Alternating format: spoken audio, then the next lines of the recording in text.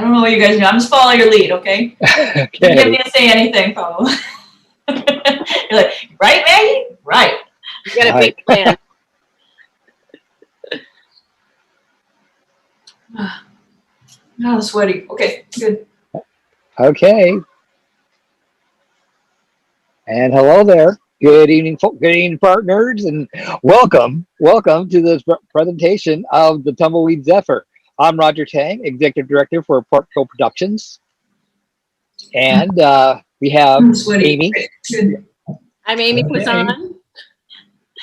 Hi. And hello there. I just realized we're on delay. Welcome. Don't watch yourself, Maggie. Yeah. I'm Roger Tang. And then we have Maggie Lee here, the director, the playwright for that. I'm Amy Poisson. Hi. I just realized we're on delay. Don't watch yourself. Oh my gosh, I'm so confused. I'm gonna stop watching myself. Okay. Yes, yeah. You're Yes. live. You're live. Okay. Oh, hi. Hello. Sorry, I'm really confused with this Facebook thing. There's a delay, and I'm confused. And Can't watch it while you're on it. I'm not watching it. I'm not watching it anymore. We're just gonna be in the moment.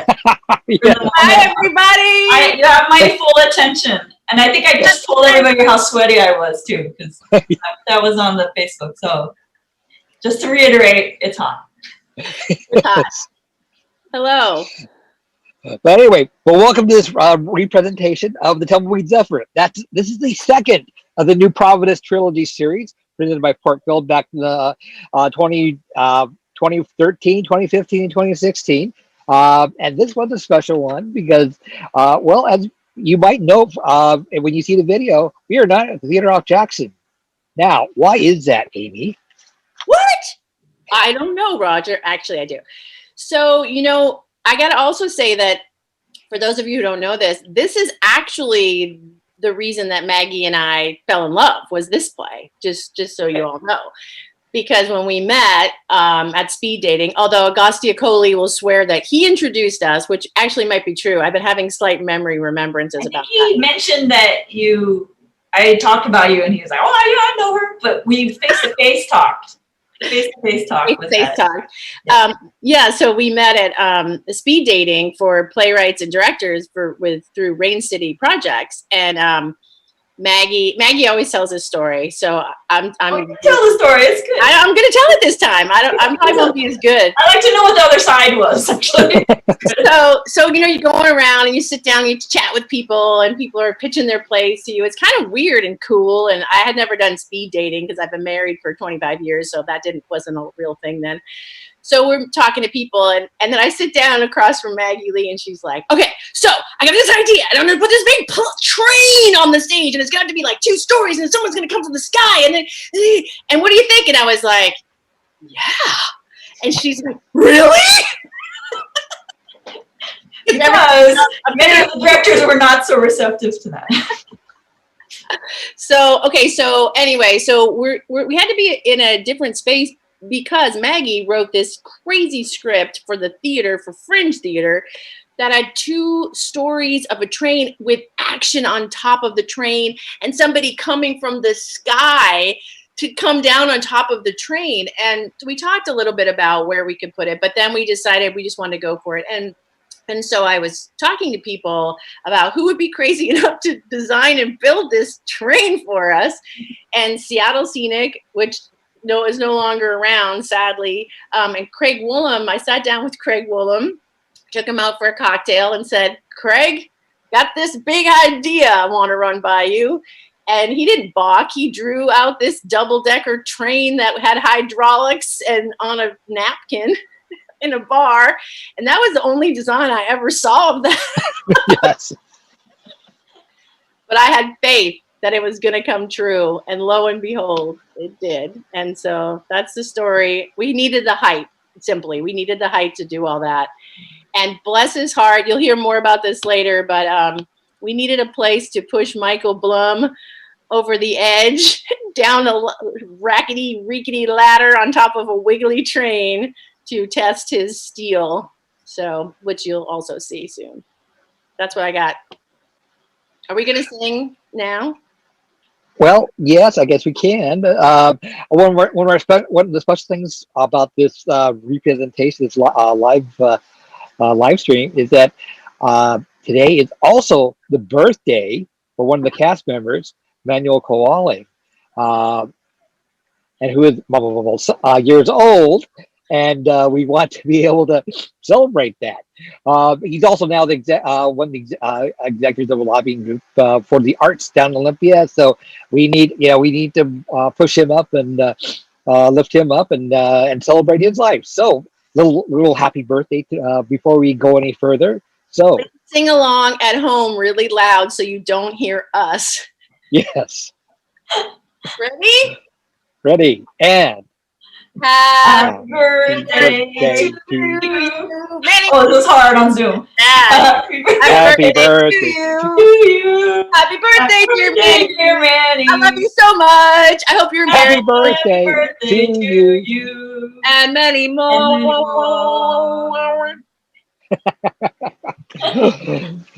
Well, as we get into the show, And many more. Turn it off. as you get into the show, you'll note this is a Western, which is why I have this little Western hat on in honor of it. Why Western, Maggie? Because why not? Well, if you're in the steampunk world, there's several different varieties. Steampunk isn't just one thing, and so you have your like Victorian steampunk, which is the British and the like tea and the like, big cities, usually very industrial, and then you have the American steampunk, which is, I don't know if that's I'm not saying it like I'm a professor of this, but yeah, American steampunks, which is the Weird West. And when people ask what that is, you say it's like that movie Wild Wild West, which is not a great movie. Or you can say it's like Back to the Future 3, which is an okay movie. So so I just kind of wanted to like investigate steampunk from a different perspective in this like expansive universe that we had. So we got out of the city of New Providence, which is a little more like traditional Victorian steampunk, and we're going west on an adventure. And also I like trains, and what is more train friendly than the Wild West? All right. Great. We got the wrap up from the streamer, so let's roll. All right. Let's roll.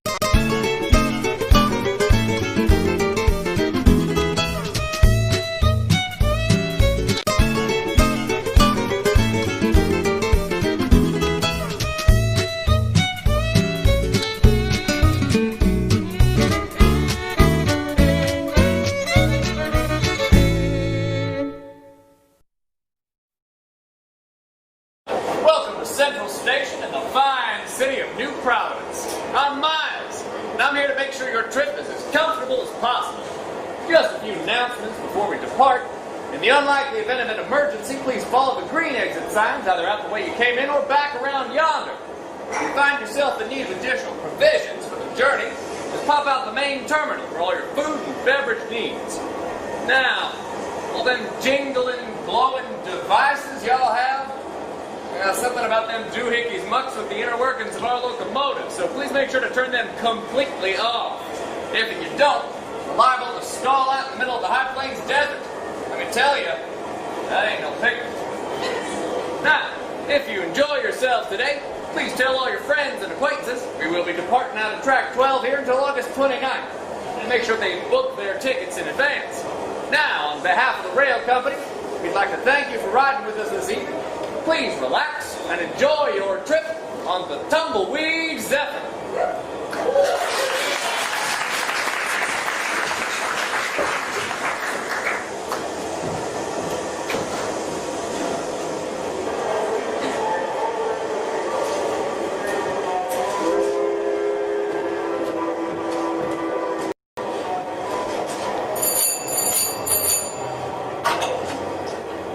Engine room. Sorry to interrupt your beauty sleep, Jonesy, but it's time to roll. How's that bloody boiler coming along? Righto. Fair enough. Hitch up your britches and let's get it moving. There's a good fella.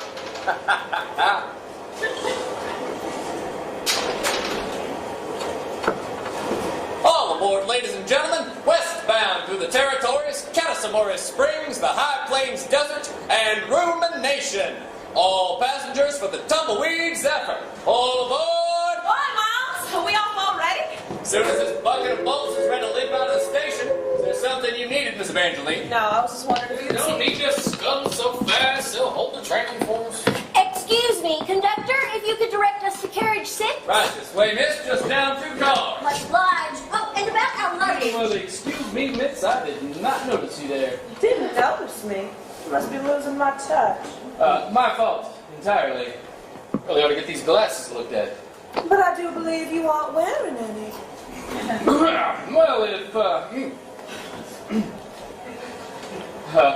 Well, if, my eyes are just so dazzled I could not tell the difference. Oh, excuse us, Fraulein. We don't have time for window shopping at the moment. Come on, you. Just being pleasant. One might observe that you seem to enjoy causing trouble, Miss Evangeline. You wound me, Miles. I was just being pleasant. Oh, that fellow be in a heap of pain for all those pleasantries. Say, picked up a telegram for you at the station master's office. The lads on post said it came in last night. Thanks for delivering, Miles. You seen Claire around? Ah, I believe the young lady is in her office. Much obliged, Miles. My pleasure, Miss Evangeline. Now, if you'll excuse me, all passengers from the Tumbleweed Zephyr, all aboard! Claire? Psst. Claire? What do you want? Would it trouble you too much to get down from there before someone sees you? No one ever sees me. They never look up here in the city. Did you ever notice that? The whole of New Providence is just chock full of folks bent on studying their shoelaces. I've been up here since dawn, no one so much as taken a peep in my direction. Be as that may, it would be a great comfort to me if you would come down before someone sees you and reports you as a stowaway. Don't be so dramatic, Eva. Me dramatic? I'm the one up there sulking like an old barn owl. I'm not sulking. I'm sitting quietly and reading. Excuse me. Then you can sit quietly and read just as well inside if you please. Fine, I'll be down in a minute. Look,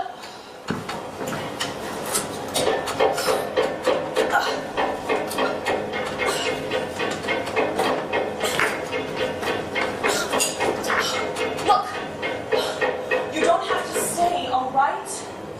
Jump off here into Providence. There's still time. Mother can always use extra help at the house. Oh, sure. You know she still thinks I'm not good enough to work the floor. All those novice girls sashay around, sniggering down their noses at me. I'm stuck back in the coat room, checking the wrap with that bitter sourpuss, Scarlet Triella. Claire, she's had a hard life. Show some respect. Sorry. Anyhow, you need me here. I can handle the run by myself. It's not too late. No. You gave it a good shot, Claire. Almost half a year it's been. There's no shame in admitting the rails ain't full. I said no. You don't need to fix things for me, Eva. I'm a big girl. I can make my own decisions. I'm all right. I want to stay. As you please, then. The Zephyr's about to shove off, so hustle on down and let's get set up in the saloon car. I'll be right there. I just want to finish this page.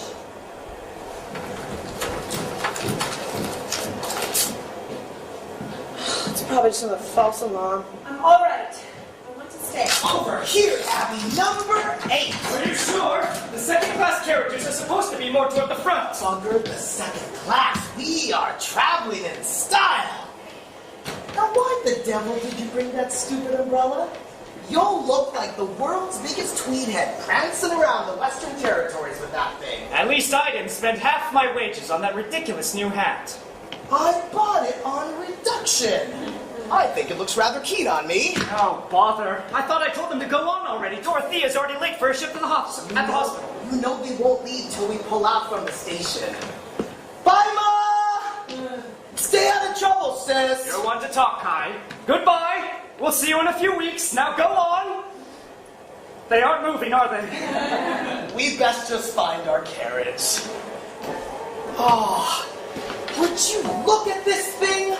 What a marvel of modern science! It's just a train. Not just a train. It's an agent of destiny. We harness the power of steam, riding the steel beast into the great unknown. Don't tell me that doesn't get your blood stirred up even just a little. My blood appears to be perfectly calm at the moment. Fiddlesticks. We'll spur a sense of adventure in you yet, Atticus. Westward ho! I need adventure like I need a hole in the head. Pardon me, miss. Do you, need some assistance? Come on, Slowbones. But there's a... Last call for the Tumbleweed Zephyr. If you're bored, sir, you'll want to get a move on. But I thought I saw a girl up there. Begging your pardon, sir, but we run a respectable establishment here. Wouldn't abide the thought of you ladies lounging on rooftops. What? Come on, Abby. I found our cabin. All right, I'm coming. And if some young Fraulein would kindly get their fetching behind down from the roof, now I would be so much obliged. Sorry, Miles. What do you reckon about those fellas? Just a couple of soft city boys about to get in over their heads. Just like all them other poor bastards. Ah, you're in one of your optimistic moods. Begging your pardon, Miss Claire, just feeling a little extra pinched is all. There's a rumor that the Steel Fox Bandit has moved his operation into the High Plains Desert as of late. If that's true, the Zephyr will be running right over his toes, just ripe for the picking. Steel Fox Bandit? I thought that was just a legend they used to scare the city folk. I hope he stays legendary. I like getting robbed in stories much better than in person. Anyhow, thanks for not ratting me out. Get on with you, then. Think you can sweet talk me into silence every time, do you? Well, yes. What? No respect. I get no respect on my own train. You see this hat? This hat means authority, young miss. All aboard now. All aboard for the Tumbleweed Zephyr. Steady there, Abby. Is your foot bothering you? Maybe you want to sit down. I'm fine. I'm the one who's supposed to be looking after you, remember? Oh, I remember. Good morning, gentlemen. Tickets, please. Here you are. Very good. Mr. Hernandez and Mr. Hernandez. Please. I'm Kai, and this is my brother Atticus. My name's Miles. I'm the conductor here on the Zephyr. I see you boys are riding with us all the way to the coast. That's right, my good man. All the way west to Ruination. It's rumination, Kai. Wouldn't be the first time the two have been confused. You boys headed out to the platinum mines? No, we heard the mines are nearly all tapped out. Is that true? That's right. It used to be jam-packed with young folks riding out west to strike it rich, and empty cars back east to the city. Nowadays it's just the opposite. Light cars headed out to the coast to pick up all them poor bastards lucky enough to have someone wire them a ticket home. That's just what the professor was telling us. It used to be a nice little township. Now with every scoundrel fighting over the last scraps from the mines, even the law ain't enough to keep the peace in that place. I hope you fellas know what kind of rough waters you're wading into. My brother and I grew up in the Crookback Narrows, so we can handle ourselves. But we're definitely not looking for trouble. Just a quick trip there and back. We're making a special delivery for our friend, Dr. Panaco, in Rumination for Professor Pemberton. Pemberton? The clockwork professor? Ain't he the one that outfits all them bio-gear metal replacement limbs? The very same. My brother here got one of the very first experimental models as a kid. Show him your foot, Abby. It's not a toy, Kai.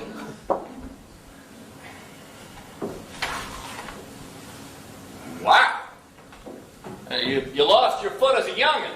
That's a tough deal. I manage. This old tin can has me moving around just fine. Well, mind you steer clear of the train couplings. There's some powerful magnets holding the train cars together. Wouldn't want to have to pry you loose while the train's running. Thanks for the warning. And there's turn-down service in the evenings, and the dining car is open for meals. If you should find yourselves feeling lonesome, we do have a couple of frying Fraulines up in the saloon car. Fraulines? On a train? I've never heard of that before. A pair of charming sisters, and it does get powerfully dull once we hit the desert stretch. I think we'll be fine on our own. Speak for yourself. I might get tired of staring at your ugly mug after a couple of days. I should be getting on. I'll be wishing you a good day, gentlemen. Oh, I wanted to ask him about some extra towels. I'll be right back. Oi, Miles. Yes, sir. You seem to be the man that knows everything that goes on around here. I was just wondering if I could ask you for a little favor. I have been known to make a few favors happen from time to time. Nothing too taxing. Just if you happen to notice anyone getting too curious about me, very much appreciate a little word in my ear with your complete discretion, of course. Are you expecting anyone in particular? Maybe. Probably not. You never know who might have taken something the wrong way, if you know what I mean. I understand completely. Good. And you needn't be mentioning our little business arrangement to my brother, neither. Of course.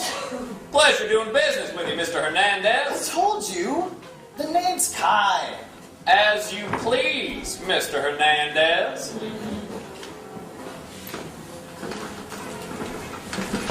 Righto. Kai Hernandez. I thought your name sounded familiar. You sure got yourself mixed up in the wrong crowd, didn't you? Poor bastard. Thunder Turtles, Kai, how many pairs of shoes did you sneak into my bag? I was wondering why it was so heavy. Just the standard variety. You never know what the occasion might call for. And after replenishing your extensive wardrobe, where did you get the money for this private cabin? It wasn't so much. Kai,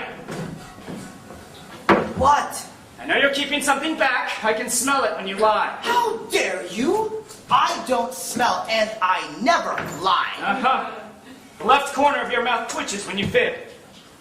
Does not. And when you get really cornered, you start tugging at your earlobe, just so. All right. Maybe I do omit a few inconvenient details, that's all. So, where did you get the money? Where do you think? Oh, Kai, you haven't been going to the Yao's gambling den again? How many times do I have to tell you? It is not a den. It's a gentleman's club. That Yao clan is a bunch of cutthroat thugs. If there are any gentlemen who frequent there, then I'm the queen of daisy cakes. Well, your majesty, I go there and I happen to be a gentleman. I had a bit of luck at the talents table last week. I knew if I told you back at the station, you'd make a fuss and you'd exchange our tickets out of some misplaced notion of honor or thrift or whatever. And then we'd be up there in an open car in second class with small, gooey children running amok and fat grandmothers snoring into our shoulders. Does that sound any fun? Not particularly. Ah! So maybe you might feel a gee thanks, Kai, coming on. All right. Thanks, Kai, for rescuing us from the fat children and gooey grandmothers. But I do wish you could find a way to keep yourself more honestly employed. One of these days you'll find yourself cheating the wrong fellow out of his whiskey money. Hey, I might be a liar, but I never cheat. I'm having a hard time understanding the distinction. Oh, no! You brought your abacus? If I'm just going to be sitting here, I might as well make myself useful. I already had to take all this time off to come with you, and these finance reports aren't going to tally themselves. Damnation, Abby! You don't have to be useful all the time. We are on the road. Just look out that window. It is the wonderful, wide world out there, full of possibility. Actually, we still haven't left the city limits, but I'll be sure to check back in a few hours to see how that wide world is coming along. You just know how to suck the joy out of everything, don't you? I try to do my best. Oh, my! Can we help you, miss? Pardon us, we were just looking for cabin F in carriage 6. Oh, this is carriage 8, if that helps. Yes, I see. Thank you kindly, sir. It's a pretty handle you got on them cards. You a gambling man? I've been known to play a bit. Here we go. Really? What's your game then? Anything for a wager sits fine by me, but my particular poison is talents. Oh, well, what a coincidence. Mine too. Perhaps we can sit for a spell once the trip starts feeling tedious. I'm always up for some action. The name's Kai, and this is my brother Atticus. I'm Hughes. Hope and Hughes. And this here. Miss Lamperouge! Don't need no man to say my own name for me. A pleasure, Miss Lamperouge. Could we offer you a seat? Here, let me just move this case. Have a care now! Sorry, Abby, the damn thing just got away from me. It'd be a pretty kettle of fish if we went all that way to deliver damaged goods. My, what an odd-shaped case. If you don't mind my asking, whatever have you got there? Oh, it's this amazing... It's nothing of any particular interest, really. I see. So, where are you and your fellow headed? My, what? Your fellow, you and Mr. Hughes? The lady and I are riding to the end of the line. Ain't that right, dear? That's right, Dear, got some business to take care of out west. Let me guess. You're missionaries, right? Excuse me? Oh, you know, helping settlers out there in the territories, schooling the natives and all that. You got that look about you, helpful, you know? Something like that. We are on the front lines, ain't we, dear? You must have some thrilling stories to tell. The papers back home, they are always talking about the constant threat of the bloodthirsty desert tribes raiding outposts in the territories. Oh, they do they? Sure. And there's new reports nearly every week about the New Providence Rangers shipping out to gentle all the hostile natives and make peace for the settlers. Must feel good to know the troops from the city are out there to protect you, huh? I have feelings, to be sure. Well, it's been nice chatting with you fellows. We should really be moving along to our own cabin now. Come along, dear. Good day, gentlemen. Good day. Stop by anytime you want to give those cards a whirl, Mr. Hughes. I just might do that, Kai.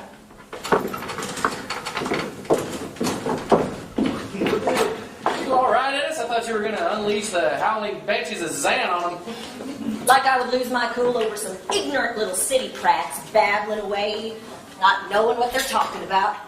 So, what do you think? I don't know. Seem like a nice couple of fellas to me. Don't be adult, Hughes. I'm talking about the case. You think it's worth exploring? Anything with a lock on it's worth exploring. Something about them seems kind of familiar. I can't put my finger on it. And what was all that hogwash about us being a couple? I just thought it'd help us blend in. I didn't see you arguing it. Of course I didn't argue. I didn't want them to get suspicious. Well, I couldn't help myself. You get so darn cute when you get riled up. You think this is cute? Hmm? As a button. You can shove it where the sun don't shine, Hughes. There's my girl. Let's keep going, see what else we can scope out. All right. And I ain't your girl. Whatever you say, dear.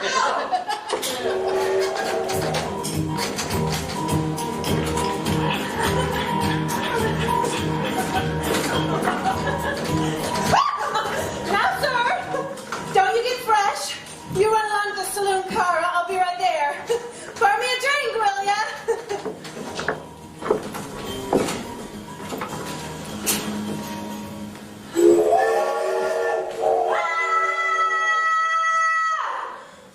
Pardon me, miss? Son of a shut never, where the bloody hell did you come from? This is my cabin, actually. Oh, I'm sorry. I thought everyone was having supper in the dining car. Are you all right? Yes, I'm fine. I just needed a breath of fresh air is all. That was quite a breath you have there. Well, sometimes you just really need to breathe, you know, from deep down in your belly. And sometimes it comes out loud. You know what I mean? I think I do. Yeah, I'm sorry, where are my manners? Atticus Hernandez. And you are? Claire Song. I just ducked in here to get away from someone. From everyone, I suppose. I didn't mean to disturb you. I'm just working on some figures, so it's no bother. Would you like to have a seat? Thank you. That's very kind.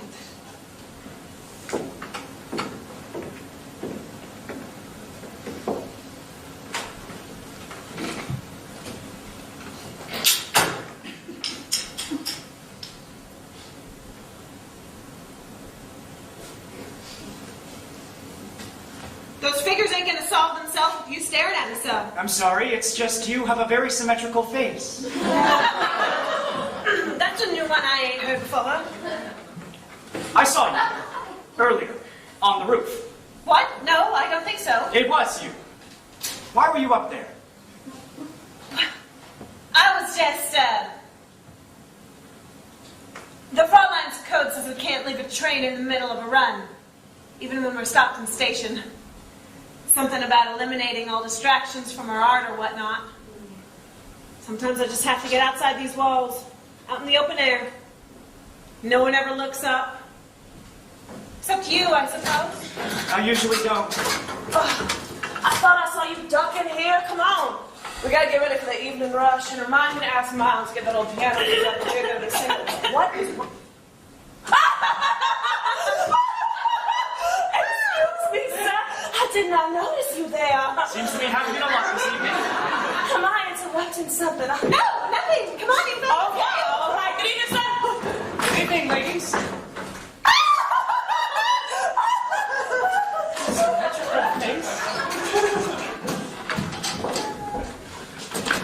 There are some handsome women on this train, I don't mind saying. Why don't shove those numbers and let's go to the saloon car and get a couple drinks and chat up a few. Not a chance. I hardly got done with half of what I meant to get through today. All the more reason to put it off until tomorrow. How does that make any sense? Oh, after a couple of drinks, it'll make perfect sense. I can't right now. You do realize that you're off the clock, right? Those rusty tweed heads at the factory will not be pinning any extra stars on you for slaving away all night while you're on holiday. We have those rusty tweed heads to thank for keeping our family out of the poorhouse all these years. But don't you think you've given those cannibals enough of yourself? They don't own you. You don't even like it there. That's not true. It's fine. Bollocks! You never liked it. I'll never know why you stayed on there so long. Liking or not liking has nothing to do with it. It's stable and it puts food on the table, so it's fine.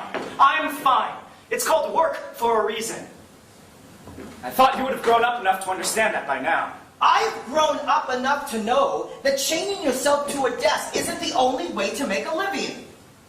Like, what about Pa? What about him? He didn't get himself trapped in a box like some laboratory rat. And whatever he does, he makes enough coin to send a pretty penny to Ma every now and then. I don't know why she's so stubborn about not using it, but he is still taking care of us in his own way. And you think that's an honorable way to live your life? No, but... We don't know anything about him, Kai. That bastard hasn't shown his face in over 15 years. As far as I'm concerned, he's dead to us. But he's not dead. Atticus, listen. I saw that the last payment was postmarked from one of the western outposts, so I was thinking... Kai, don't. I was thinking we could look for him while we're out there. Did you tell Ma about this? You know how she feels about him. No! This isn't about her, it's about me. I want to see him in person. I don't even really remember what he looks like. You're wasting your time. If he wanted to be found, he would have come home. Maybe that's true, but I still want to try. And you're a damned fool, Kai! I'd rather be a fool than a coward, always wondering what might have been. And I'd rather be a coward and safe, not sticking my neck out to get chopped off. Oh, and that sure worked out for your foot, didn't it? Abby. Oh, I'm sorry. Abby, I didn't mean... It's all right. I didn't mean it. Truly. I'm sorry. Just forget I said anything. Damnation. Damnation!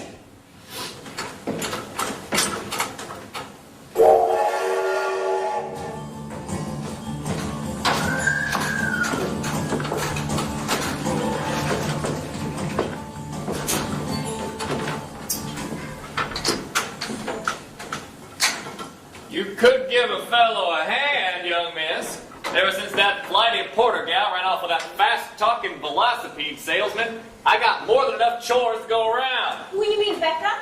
Oh, excuse me, soon to be Mrs. Jason Drew Panzer, Esquire. I think it's just swell. You only think it's swell because you ain't got to pick up her slack. Unless you feel like pitching in. I wouldn't want to intrude on your field of expertise. I see. How thoughtful of you. Miles, would you say that I have a symmetrical face? I'm the wrong person to inquire. Maybe you might want to be asking that nice fella Atticus when he gets back from breakfast. What do you know about that? Just an educated guess. Think he might make a promising client somewhere down the line?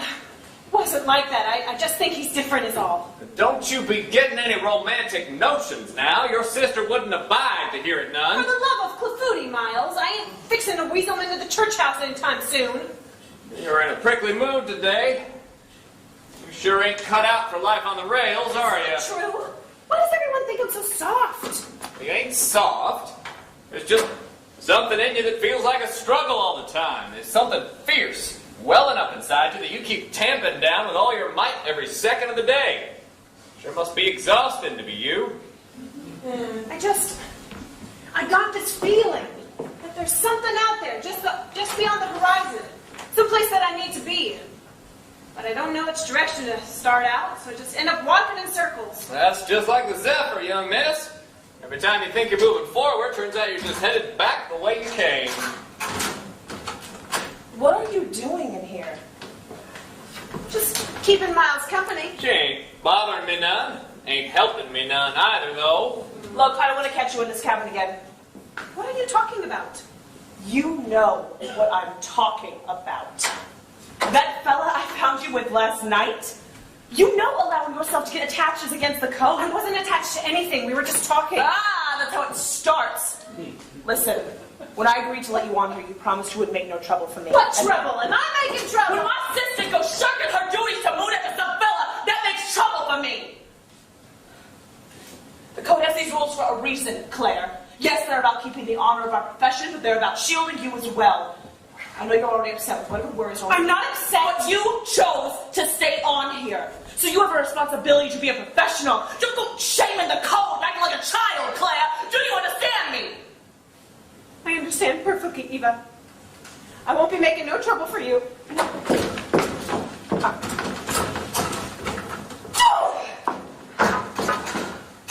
One might observe that the fastest way to encourage a romance is to block the lines. Stow it, Miles.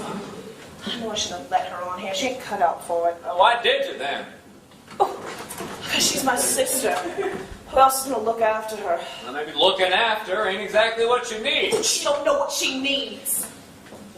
She has to understand these rules exist to protect us, not fence us in.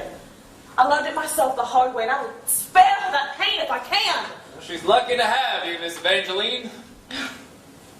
I'm sure she don't quite see it that way. But it's sweet of you to say it all the same. Speaking of looking after things, I'm sure you've heard the warnings from the Rangers. It's all poppycock.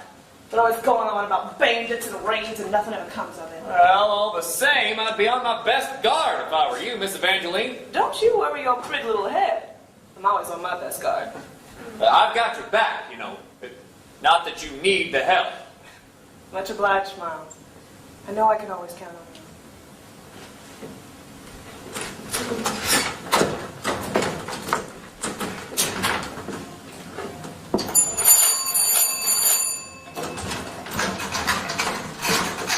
Engine room. What's the word, Jonesy? We keeping speed at the next town on time? Well, step on it, you old bastard! Ain't paying you to put your feet up now, are we?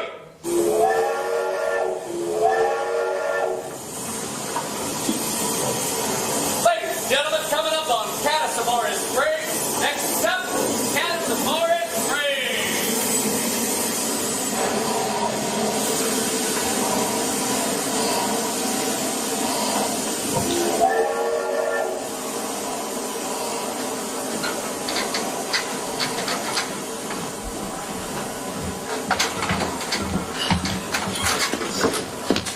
You're sure they can't trace the telegram back to us? Not a chance. Our new codes are unbreakable, if I can say so myself. It's all set. We begin, and the boys at the Rendezvous Point. Good. We're looking at a fine haul here. Ah, blimey. This blasted petticoat is driving me mad. Yeah, I think that skirt looks real fetching on you. There you go. Talking out of your behind to get... Damnation, there's one of them nosy brothers. Let me hold on to your arm or something, will you? Oh, if you insist. What in the blue blazes was that all about?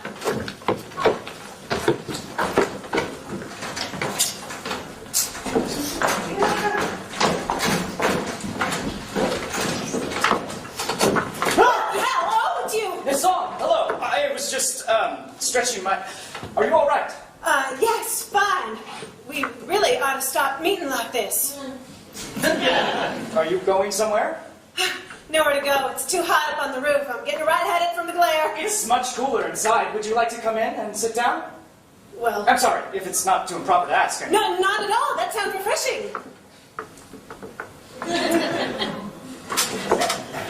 Please, after you.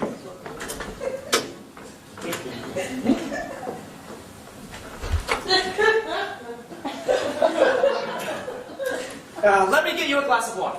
Thank you. Seems everyone's gone into town while we refuel. Hot baths here are always so popular.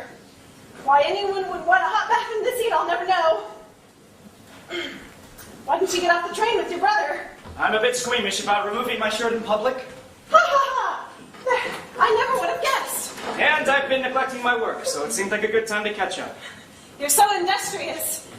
You're making me feel downright lazy just sitting here. Not at all. It takes so much talent and dedication to be a Fraulein. I'm sure no one would begrudge you a little time off. Is that so? How is it you know so much about the business? My mother. She makes a living taking in sewing from the ladies in the Red Lantern district. I made the deliveries when I was a kid, before I had my accident. The Frauleins there were some of the most capable ladies I ever met. Your accident? What happened to you? I found work in the umbrella factory to make a better wage. One day I must have dozed off or something, and my foot got caught in the crimping machine. Before I knew it, the damn thing got chewed clean off. Mother of doom! Yeah, it made a big mess. That whole batch of umbrellas had to be thrown out. But your foot? It was gone for good. And since I was underage, working off the books, the factory just kind of brushed it under the rug. But after my stub healed up, Mr. Mackenzie in the accounting office was kind enough to let me come back and apprentice with him. My family needed the money, so I was glad to go back, even though I was hollow. That's awful. How could you still work there after what happened to you? Times were tough back then. Had to take what we could get, you know, and then I just kind of stayed put.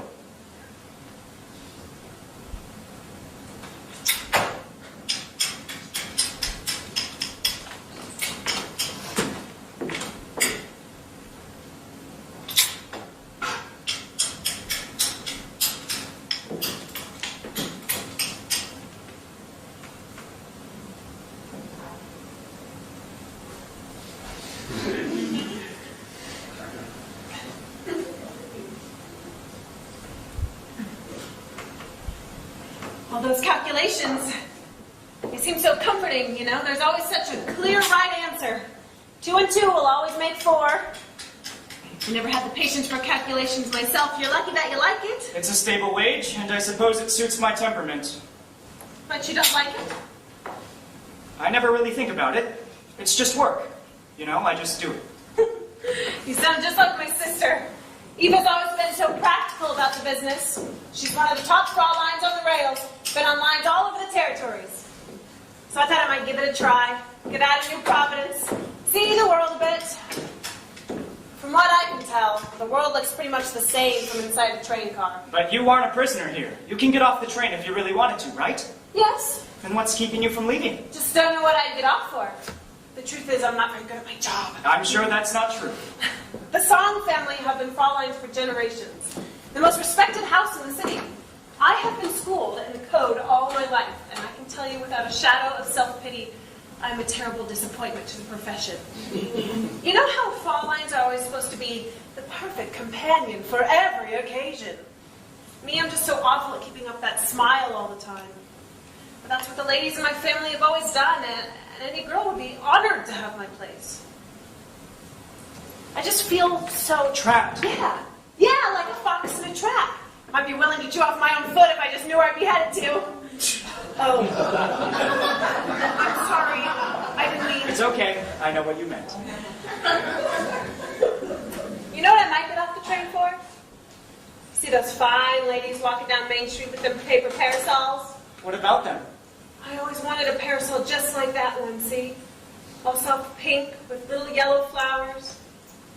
There's a stretch of track up ahead. Turn south along the coast, just after Red Spire Pass, a few miles shy of Rumination. You look out, and there's glimmering white sand, and long rolling waves, bluer than the high noon sky. I get off there with my parasol, all pink and yellow dancing light, and I'd go down to the beach, and I'd take off my shoes, I'd feel my toes in the sand, and I'd just walk until I felt like stopping. It sounds silly, I know, but every time we pass through there, I think about it. I can't wait to see it for myself. Woo! I must have sweated off 10 pounds in that hot springs. Now look any trimmer, Abby? Kai, we have company? My apologies, miss. Didn't mean to intrude. Ain't no bother. This is Miss Song, my brother, Kai. The Fraulein, right? Pleasure's all mine. Charmed, I'm sure. Damnation, I have to go. Eva will flay me alive if she knew I was here. Why? She thinks never you mind. Well, Abby, you sly dog. What? I didn't realize you had your eye on one of those Frauleins. We were just passing the time. Oh! Is that what they call it these days? Would you kindly either shut up or leave me alone? I'm trying to get some work done. Oh, please, don't let me intrude. I'm right here, Eva. Shut your yowling. Where were you? Nowhere. You look flushed. And so do you. It's hot if you haven't noticed. Listen, we need to talk to Miles. There's something odd about that couple from Carriage 6. Miss Lamperouge and Mr. Hughes? I don't think they're really missionaries. If we bothered Miles about every odd bird on this train, he'd never get a moment's rest. Just forget about Well, they it. said something about a coded telegram in a big hall, and they seem to be watching those brothers from Carriage 8, and they mentioned somebody named Gen. Wait. What did you say? They mentioned a rendezvous point with a fellow named Gen. Did they now? See, that's very interesting. Oh, Miles can get the company to load up the Zephyr with some extra muscle. Oh, maybe even a royal train marshal. We'd only have to delay here a day or so. No, it's fine. I'll take care of it. Yeah. I'll take care of everything. What are you... Damn it!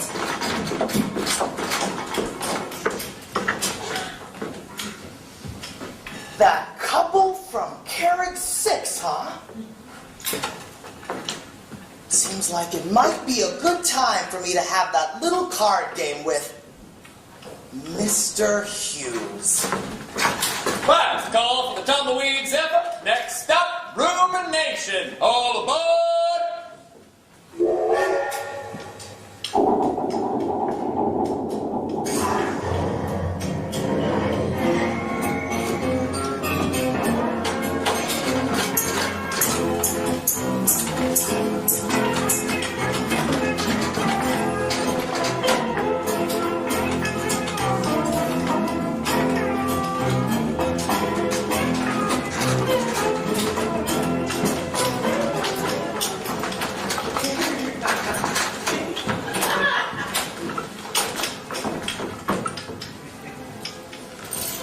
All right.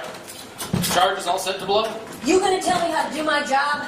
I would hardly dare to presume. Let's go play some cards. Don't know why you agreed to a game now. Playing cards relaxes me. Otherwise, all we do is sit here and wait. I'll pass. I'm gonna get out of these togs. Just be ready when the time comes. Yes, ma'am. That's right. You call that rotten son of a jack snake right and not allowed. Been waiting a long time for this. Come in! I reckon you're ready to play some cards now, Kai? I'm always ready to take your money, Mr. Hughes. How about your brother? You want to get a hand in? No, thank you. Actually, my brother has other places to be. I do? Come on in, Miss Claire. Howdy, fellas. Lovely evening out, ain't it? Good evening, Miss Claire. Will you do me a favor and get this brother of mine out of my hair for a couple of hours? I've got a card game to attend to. My pleasure. Can I have a word with you? This is ridiculous. I'm not going to... For the love of Clafouti, Abby. You don't have to take her out back and ravish her. Just go spend a little time together. I paid up fair and square, so that sister of hers won't be giving you any grief. Now, scoot! I don't mean to be rude, but playing or not? You bet. He's all yours, Miss Claire. All right. The game's 8-card salads, if that's fine by you. Hey, you're playing my song. Place your bet then, please. Relax. I'm not gonna bite you. This wasn't my idea, you know. I know. That brother of yours is a real troublemaker, ain't he? You don't know the half of it. But we don't have to. Remember, I'm the perfect companion for every occasion. We can just sit and talk, or I can fix us a drink, or sing you a tune on my ukulele, or recite some poetry, or you can just sit quietly and stare at each other in uncomfortable silence. Whichever you prefer. But you shouldn't even have to talk to me if you don't want to, or sit, or stare, or anything. Hey, it's all right if I say so. I'm saying so. Ain't that good enough for you? I don't know. There. Now will you just relax? What's this? It's my fee. I'm giving it back. This is your fee! Great galloping thunder turtles! Where did Kai get this kind of money? What can I say? I'm a high-class gal. Somehow, this makes me feel even worse. Please, take it back. You sure are a piece of work, Atticus. First you won't have me paid for, then you won't have me not paid for. Which is it going to be? Can we please just stop talking about paying for things? Come on, I want to show you something. I don't think we're supposed to go up there. Of course not. That's why we are. Is it safe while the train's moving? You ain't afeared, are you? I'd be a fool if I wasn't. But I'm coming. I take 2. I raise you a guinea. Alright, now we'll take 3. I'll raise you a crown. Fine. 2 falcons and an eagle. 3 falcons. Sorry. Fair enough. You deal. What exactly are we doing up here? You have to lie back. Now look up. The sky. It's enormous. I've never seen so many stars. It's the only thing that keeps me sane sometimes. Just knowing how big it is. Sometimes I feel so small under the sky, my hair's hardly seem worth getting worked up about. It's a little frightening, like it could swallow us both up. I'm not sure I'd mind that, actually. Yeah, me neither. I'll raise you 6 crowns. All right. What's your hand? 2 pair, owls, falcons. 4 eagles. Thank you very much. Well, I'll be the queen of daisy cakes. This is turning out to be fun after all. All right, you deal. Now, can you explain something to me that's been driving me crazy? Sure, what? Why in tarnation does your brother keep calling you Abby? That's just Kai. When he was just a little kid, he could never say my name right. Turns out all along he thought it was Abacus, because I always had the darn thing on me. That might be the saddest thing I've ever heard. Or the most peculiar. I'll settle for peculiar.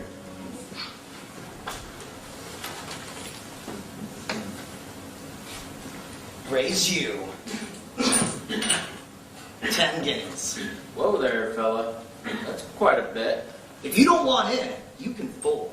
Just giving you the opportunity to take it back. I don't make bets I can't cover. Fine then. I'll raise you 10 more. Fine. 6 eagles and a pair of owls. 7 eagles and a falcon. Can't say I didn't warn you. Fair enough. You deal. Claire, when I met you, you were, Yelling out a window? yes, and I just wanted to thank you. Thank me? What for?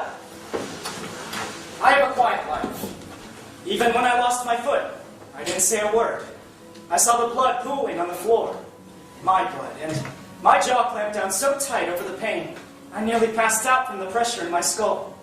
Since then, everything I do is so quiet. I've sat in the same quiet office for 10 years, and the silence just pushes me down smaller and smaller. I've always been counted on to do the right thing, to work hard and not complain, to keep quiet. But being here with you, it makes me want to scream. And that's a good thing? Yes. For the first time in my life, I want to be loud. I want to make a mess. I want to break things and yell and be a nuisance. I want to make stupid mistakes and not apologize for them. I've never even allowed myself to think about making a mistake ever. Do you know how that feels? I can imagine. So do it. What? You should scream now. See how it feels. But won't someone hear us? Who cares if they do? Come on, give it your all. Ah! That was terrible. Here, come on and help. On the count of 3, all right? 1, 2, 3.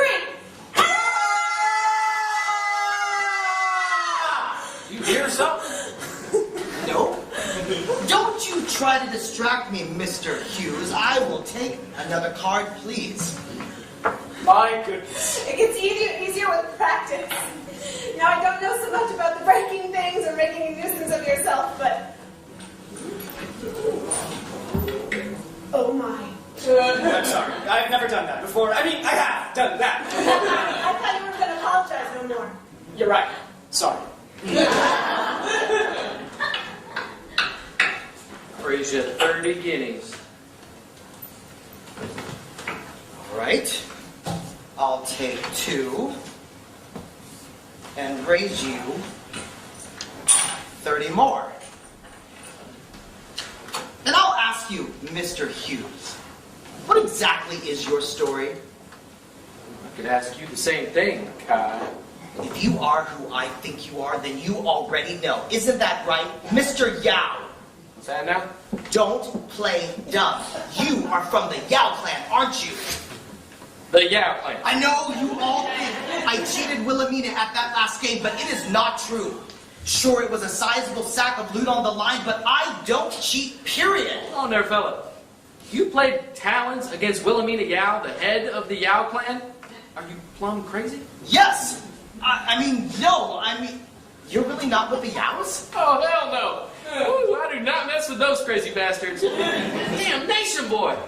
You walked away from a game of Talons with Wilhelmina Yao with her coin in your pocket and your little almond's still intact. You got way bigger problems than me robbing you. Wait, you're what? Oh, yeah, well, I suppose I'm a little early, but I will be taking all this coin and whatever it is you got locked up in that pretty little case of yours, too. Hey now, take it easy there. I thought we were just playing a friendly game. Oh, we surely were. And you're a good sport, too. Now, reach for the sky, partner. What is that? A cloud? Something around to be a cloud. Could that be it? What was that? Looks like the back storage cars. They separated from the train. Mother of doom, that's an airship. I didn't know there were any airship lines this far west. There ain't. I can't believe it. It's the Steel Fox Bandits. The steel what? What? We have to get out of here. Go, go. Engine room! Oh, bollocks, Jonesy, wake up! It's a bloody raid! Seal off the locomotive, make sure those bastards don't get control of the train! I'll do what I can! Wait, where are you going? I have to find Eva. Claire, we should split up. It's okay, go on. Keep coming. I'll find you later.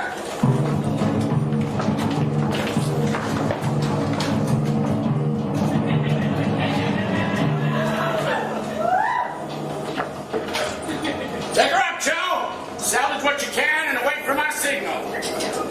Kai, where are you? Atticus, don't! Come in here, okay? Too late for that. Oh, look, the party finally started. Have a seat, if you please. Come on, Fraulein. I don't want no trouble from you. Dennis! Nice work with the explosives. Your first undercover operation went off without a hitch.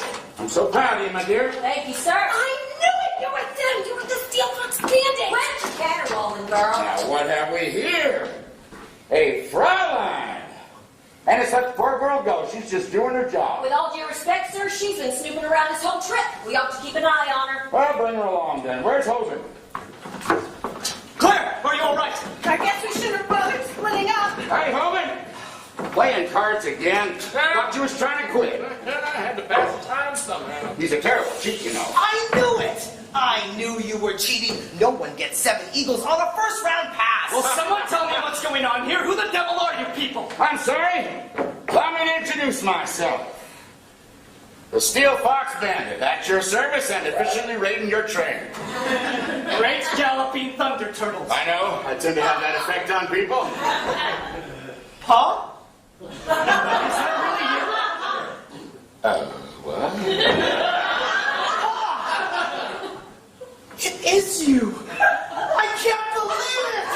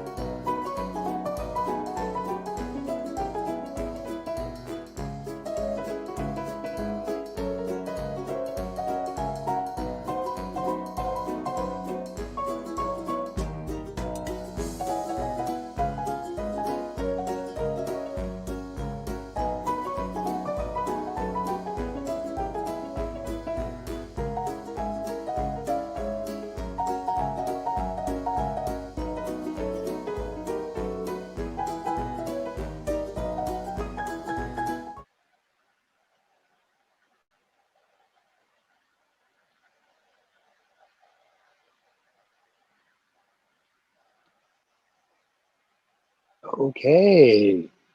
Isn't that great? Now, isn't that a great way to end the act? Now, as you may know, at Porkfilled Productions, we have a mission.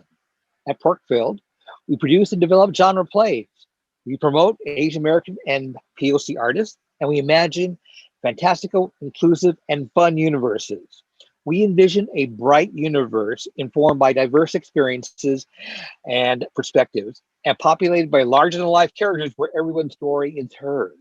Now, if you'd like to see more of that, and we have the opportunity to do plenty more of that, feel free to drop by our website and give us money for it. We gladly take donations. We are fiscally sponsored by Shunpike, so your donations are tax deductible. And we'll drop that. We will be dropping that URL into onto the screen and into the chat at opportune times. But let's get back to Act 2 and see what happens next.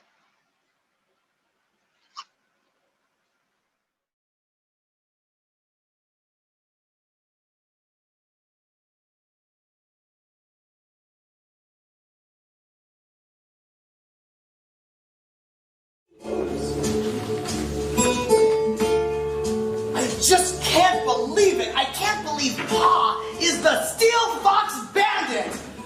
I guess it explains why Ma never wanted to talk about him. I hope Eva's all right. And Miles. I'm sure they're fine. This is just so incredible. Do you think this means we're in the gang now? I certainly hope not. And the fact that we're under armed guard at the moment is not very encouraging. Ah, it's just Mr. Hughes. It's not like a real armed guard. Kai, this is serious. This is some real trouble that we're in. Do you get that? Yeah, but it's Pa. There is no way he would do anything to hurt us. Isn't that right? Maybe. What do you mean, maybe? I just don't trust him, and you shouldn't either. Eva, you're all right. Of course I'm all right. No luck with the locomotive, I see? Nope. They got that thing shut up tighter than a puckered lemon. One of those scrawny little engineers even started chucking cinders at me. Good old Jonesy. Shut up, you. Yeah, it's no use to worry. Train don't need to stop for us to strip her bare. Eva, what should we do? Don't worry. The Steel Fox Bandit, apparently now, has principles involving frown lines. Let's just keep out from underfoot.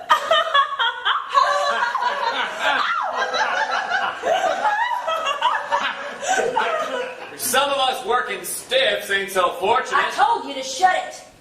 You're lucky we don't boot your scrawny arse right off the train. Annis, please, you were given entirely the wrong impression. We don't kill people, unless the occasion calls for it. Look, fella, I get it. You're bandits, you got priorities. So banditize the train already, let us keep on our way. You already got the rear storage cars, I reckon. All I care about is that we get our passengers to rumination alive and in one piece. All in good time, fella. I ain't seen my boys in quite some time. I aim to visit with them a short spell. So, what brings you two out west on the Zephyr? Why should we tell you? Abby, come on. No, it's all right. I understand how you might be a mite sore with me. I ain't exactly been father of the century or nothing. But I'd hope that now that you've seen what I've been doing all these years, you'd find it in your heart to forgive your old man a little. Why? Because you steal from people? Now that hurts, son. It really does. I don't just steal from people. I steal for people. How's that now? There's people depend on the things we take. People have been poorly treated by them rangers out of New Providence. Them blue bloods up in the city have been sending their uniforms throughout the territories, squashing out any natives who refuse to fall under their thumb. The loot we gather is the only thing between scraping by and a slow death for some of those people. What are you talking about? That's not what the papers say. It's the natives who are attacking the outposts, isn't that right? Shut your full mouth before I shut it for you, boy. Now, Annis, let's be fair. You know what kind of hogwash propaganda they hear up in the city. Yes, sir. You boys will have to forgive Annis. She's a mite touchy on that subject. See, her entire tribe down south got wiped out by a platoon of rangers some 10 years back. Found her squatting out in the swamps like a wild thing. Took her under my wing. You might even say she's like your little sister in a way. But she's not our sister. We have a sister already. Your real daughter, remember? Of course I remember, little Dorothea. She must be a young lady by now. You would know if you ever bothered to come home. Not once in 15 years. It was impossible. With all the dust I've kicked up at the Rangers over the years, they'd have hanged me as soon as I set foot inside those city gates. Your ma understood that. She knew my work here was too important. What kind of fantasy world do you live in? She doesn't even talk about you. She doesn't.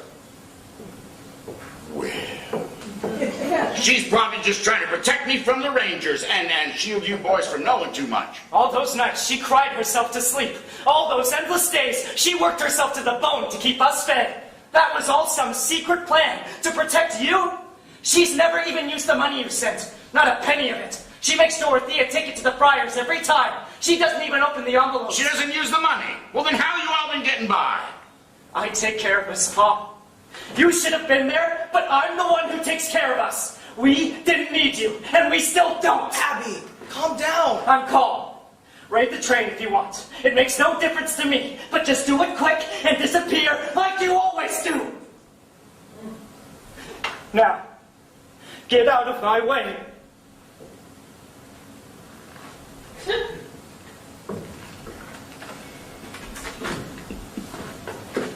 Pa, he's just upset. I know. I better go talk to him.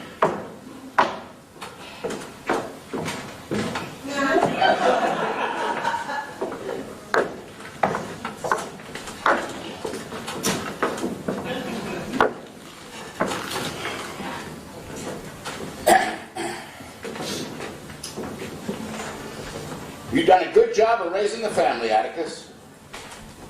How would you know? Well, you're here, ain't you? Your brother, too? Ha! I thought sure that scamp would be run over by a streetcar, snatched up by pirates by now. We had a couple of close calls, to be sure. Your mom did write to me once about what happened to your foot. And I tell you, I felt so awful. Even if I could have come home, I don't know if I'd have had the courage to face you. I can't fix the past, son, but fate has given our family another chance right here on this train. We'd be crazy to pass that chance up. What do you mean? I mean, I could sure use some trustworthy fellas at my back. My own flesh and blood for the good of the cause. You want us to become criminals like you, because you can count me out, and Kai too. If you could just see the sorrow on the faces of the people who need our help. How we can bring just an ounce of comfort into their lives. You'd understand why I do this. This is a chance to be part of something bigger. Something that makes a real difference in the world. Don't you want your life to count for something? Or you want to be just another cog in that ugly machine of the city? Always following orders that some big britches boss laid down for you. Always turning in place, never getting nowhere. No. I don't know. Just think about it, all right?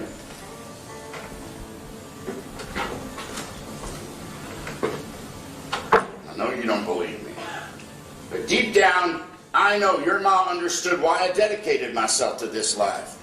She'll understand if you choose to come with me now. She really missed you, Pa. We all did. I know. I missed you too.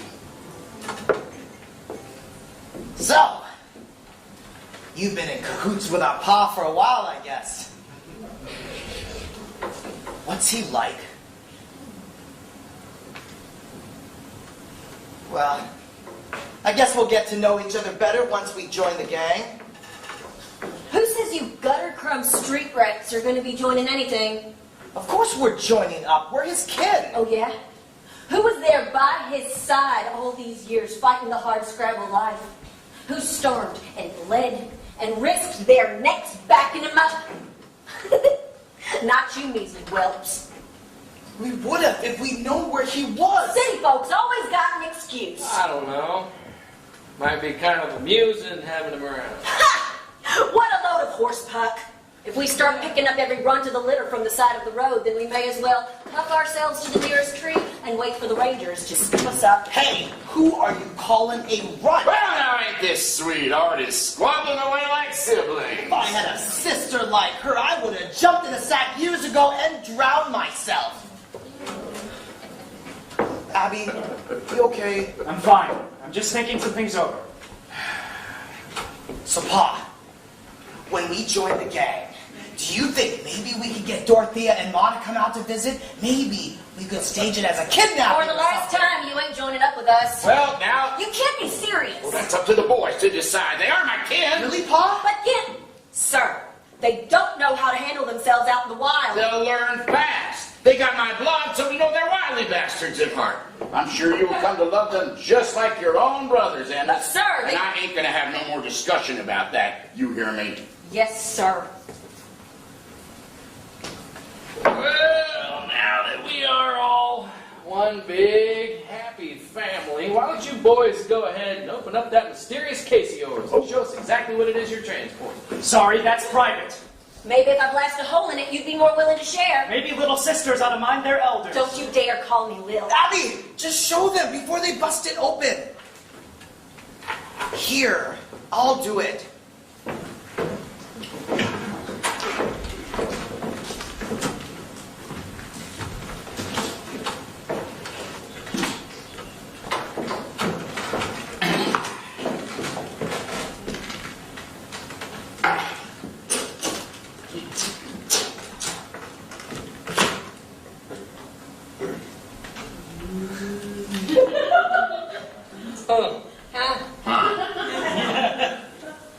What in tarnation is that supposed to be? It's Professor Pemberton's newest invention. It's a heliotropic energy cascade resonator. It's a cascade. Who's a what's it now?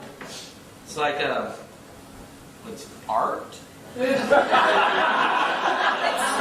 Very pretty, I suppose. I think it might be upside down. The heliotropic energy cascade resonator converts the sun's rays into fuel. The professor says it is going to revolutionize the mechanized world as we know it. Turn sunshine into fuel? Now that's just crazy talk.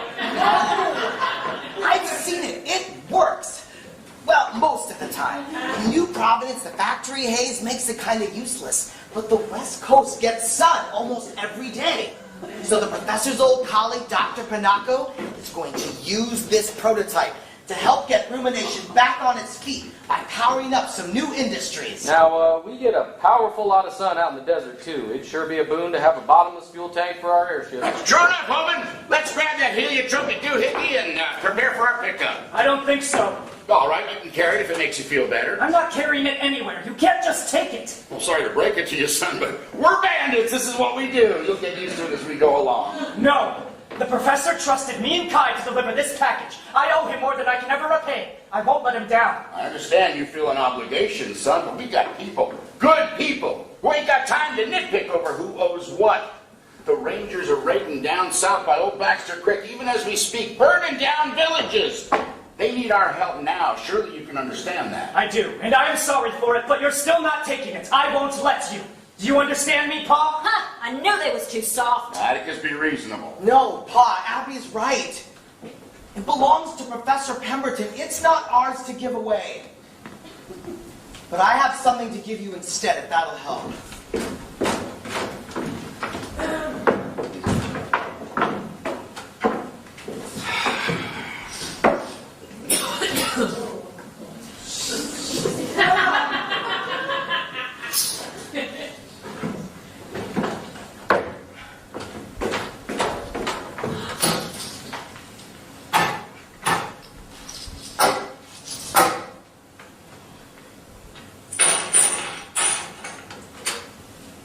There.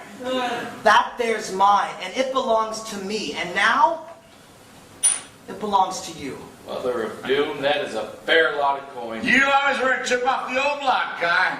Now, where did you lay hands on a pile like this? You've been holding up a stagecoach or 5? No, just got a little lucky in a talents game. With Wilhelmina Yao. I honestly don't know whether to shake your hand or kick you sideways. I thought your mama raised you with some common sense. Wilhelmina's not so bad once you get to know her. Except when she loses. I just needed to skip town until she calmed down a little. Don't look at me like that. I didn't lie to you, Atticus. I just omitted a few inconvenient details. How could I be so stupid? Is that why you planned this whole trip, Kai? To skip town? I didn't exactly plan it out. It just all fell into place. The professor needed the delivery. You needed a vacation. And I needed to disappear for a while. Just for a couple of years. A couple of years? Did you tell Ma that you were going to be gone a couple of years? It's going to break her heart if I show up back home without you, you know that? I thought I'd just let her know once I settled in someplace. She knows how I am. She'll understand. You really are a chip off the old block, Kai. Disappearing without a word to bloody who knows where, lying straight to my face, and being stupid enough to cheat at talons against Wilhelmina thrice blasted Yao! For the last bloody time, I do not cheat! I'm not like you, Abby. I'm not sensible or patient like you. I don't do the right thing all the damn time, but I never cheat at cards, and I never cheat myself. And I'm awful glad for that.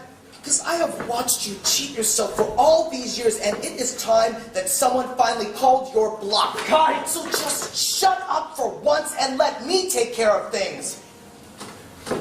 Pa! I want you to take the money. It's more than enough to do some good, I think. Well, I may be a piss-poor father, Kai, but even I know I can't be thieving coin from my own son. You're not thieving it from me. I'm giving it to you. It's a gift. I hope you'll take it. I'll take it then, and you have my gratitude.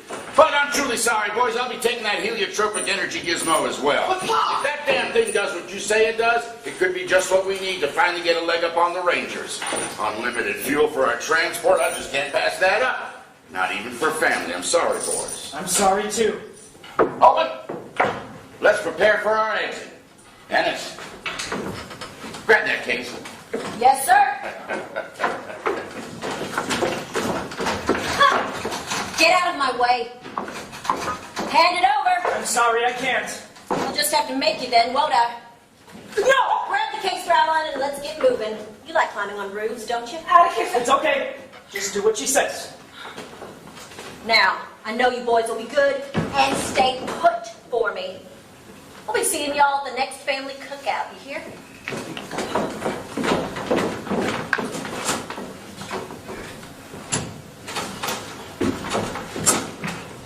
I just can't believe it. I can't believe Pa would just... Damnation. I'm doing it again.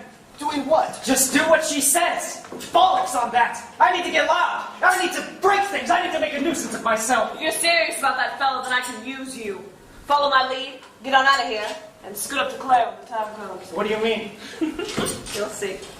I'm just waiting for a little Spitfire to get on my britches to even up the odds a little. Evangeline, I hope you know what you're doing. Don't you trust me, Mark? You know I do, but I don't want you losing your head just because you feel you got some score to settle. What the hell do you know about it? I know enough. And it ain't worth our skins just to get even with some bastard who ain't worth the spit on your shoes. Too risky for the airships with these cliffs nearby. Tell Joe to send the steam ponies instead. You got it.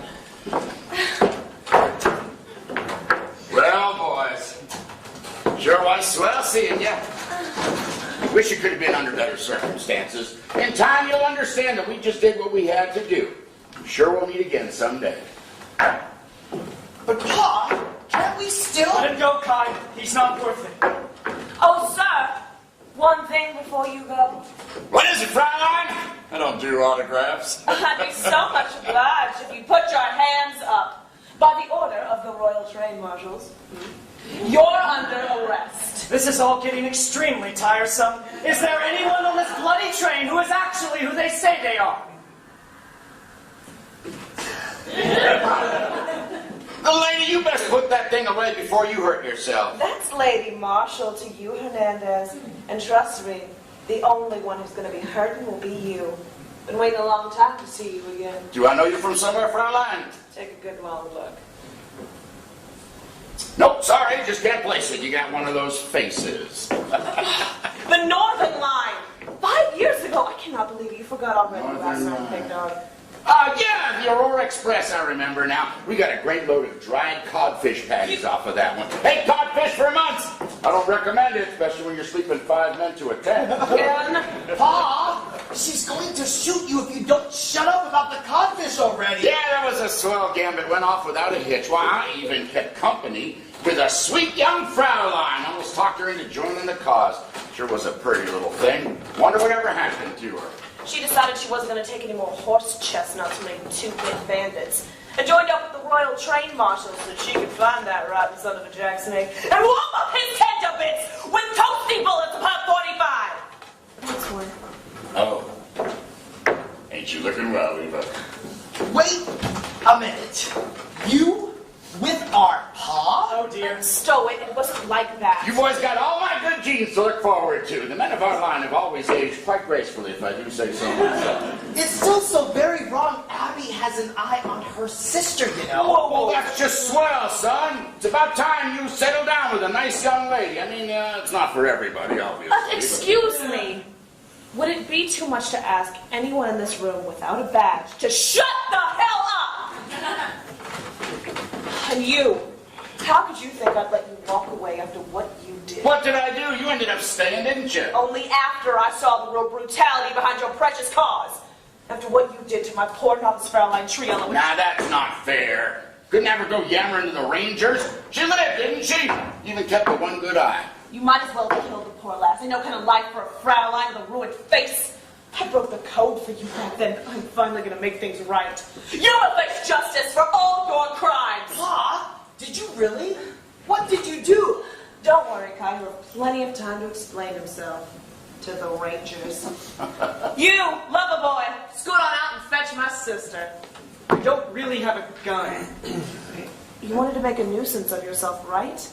So improvise. Yes, right. Twinkle toes. Twinkle toes? Reach him under my skirt and grab those handcuffs I got in my garter. We gotta make sure your paw don't go running off like he's so famous for. And if you grab anything else under there, you're gonna get the blunt end of my gun in your belly. Do you understand me? Yes, ma'am. You could also maybe liberate me too, you know, when you get the chance. Keep your bridges on, Miles. He will get to you in a minute. They're coming. Steam ponies will meet us at the Rendezvous Point, the clearing just beyond the tunnel there. What is taking them so long? We've got to get a move on. Man, she would say, and I cannot wait to get off this bloody train. I honestly don't know how you can even walk around. There's a whole ruddy arsenal up there. You think that's rough? Try wearing a corset 16 hours a day. Now you put those paws up and your boy here will get these cuffs situated on you, and then we can all relax and catch up on old times. Marshal Eva, you ever wonder why they call me the Steel Fox Bandit? I said put those hands up. I mess with you. Used to be I was the Shadow Fox Bandit on account of we relied more on stealth and wiles. And then it became the Steel Fox Bandit. Most folks figured it was because I started getting a little salt in my pepper, but that weren't it. I cuff him down. The reason they call me so is because I ain't afeard of that toy you got pointed in my general direction. Because I know that my steel can beat your hot lead any day of the week, and that's a promise. Well, let's try to do everything we can. Look out!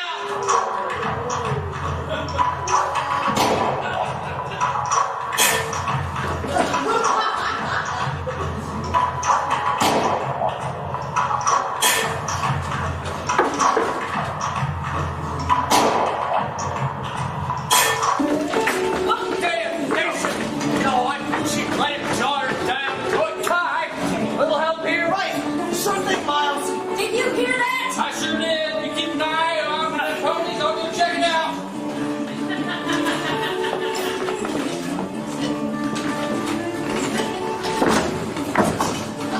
Oops, sorry. No, wait. I'm not sorry. You totally deserved it. What the bloody hell was that, Hugh? You? What have you done with her, baby? Don't worry. He'll live. Now I have, I believe, gotten the drop on you. You've never held a gun before in your life, have you? Of course I have. Sure, Bella. If you've ever fired a pea shooter before, then I'm the Queen of Daisy Cake. I'm afraid I'm next in line for that particular title. The case! Grab the case! Hey, I'm the one that's going to see you. No. Stop being some damn sugars and grab it already! Get off the radio and How in the hell did these come off? Criminy! Just try to loosen them a little, and I'll wiggle out. What's that at the window? Oh, the Cascade Resonator.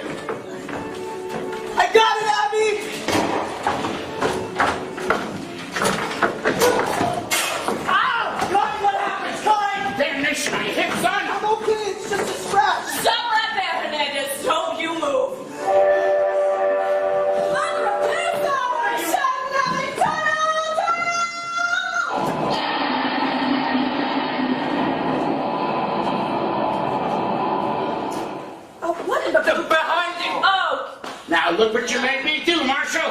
Ain't seen my boy in 15 years and already got him shot. It's made me a mighty cross, it has. Oh, stop! I'm okay! Why don't you surrender peacefully and we can call it the shooting portion of the evening? I don't think so. Oh, you may have everyone else fool that you're some kind of hero, but you and I both know better. Those folks you robbed need their coin just as much as the ones you're trying to help, and that just makes you a common thief. Better a thief than a lapdog for the city. You should have stayed at Fraulein, Marshal. At least then you'd be your own honest woman instead of whoring yourself to do the Rangers' dirty work. Oh, what? Excuse me, sir. I'm afraid I can't allow you to harass our employees. I'm going to have to ask you to leave. Look, fella, I got no beef with you. Best you just mind your own business. Unfortunately, everything that happens on this train is my business. Stop! Oh! Stop!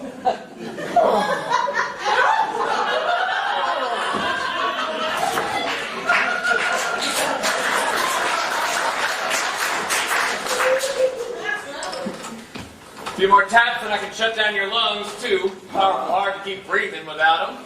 So I suggest you consider cooperating from here on out.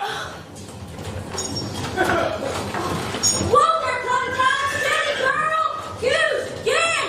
It's time to leave! I believe you have something in mind. Great galloping thunder turtles! Hold on! Now we're up! Hogan, what the hell happened to you? Oh, just a little refreshing siesta is all. I can't believe you let that city kid get the drop on you. Glad you're all right. Oh, you're worried about me. How sweet. Don't you start with me. What's keeping Gann? I don't know. What happened to the heliotropic contraption? Not sure. They got it down through the window somehow. Just go get it back then. Oh! Come on, Vera! Keep up with me, girl! Don't have time to be busting after any half-baked gizmos. We need to get on them steam ponies now. I'll let those bastards a little present under the locomotive, and we'll want to be far clear before they find it. I hear you. Well, easy come, easy go.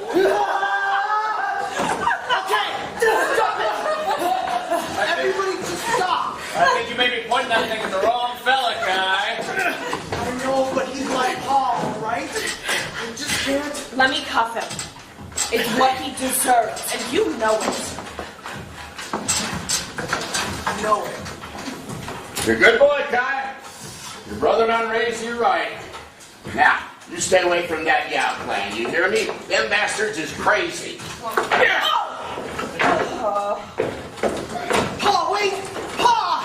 No! Oh, you open this bloody door! Oh. Hey, she's a Sam. There you are. What in tarnation? He's stuck to the coupling. I can't get him up by myself. It's my old tin can. Hold on, just hold on. Quit your stalling, We Dan. got to leave. Suit yourself. Come on, you. Ladies first. On the count of three, Fraulein. 1, 2, 3. Tell your brother I'm sorry. Tell your mom. Well, never mind. Sometimes the best thing a fellow like me can do is disappear. Farewell. Here, Otis. Yeehaw!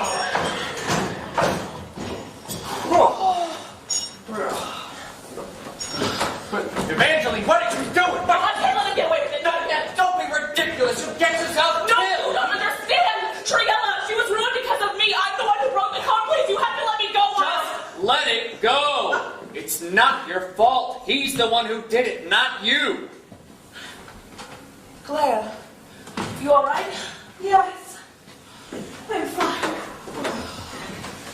Use your gun back, Marshal. I'm real sorry. I shouldn't have. No, you shouldn't have. And I guess it's my own fault for letting him get the drop on me. Twice. Actually, 3 times. Thanks for keeping count, Miles. Wait, Marshall? Who's a Marshall? It's complicated. I'm just glad that everyone is all right. Whoa! Mother of doom! What was that? Hold on. Engine room. What the devil are you boys doing up there? Jonesy, them bandits have scooted. You don't have...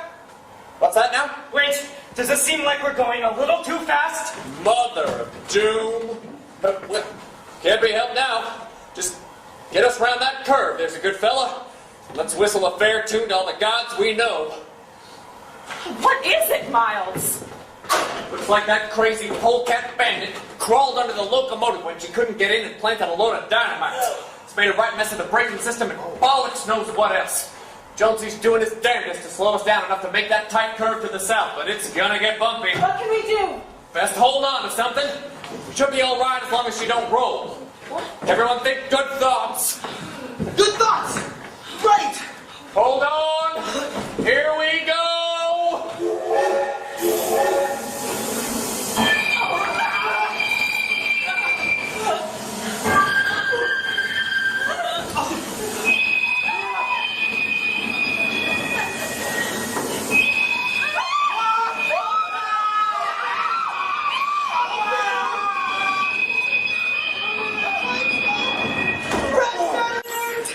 Is everyone okay?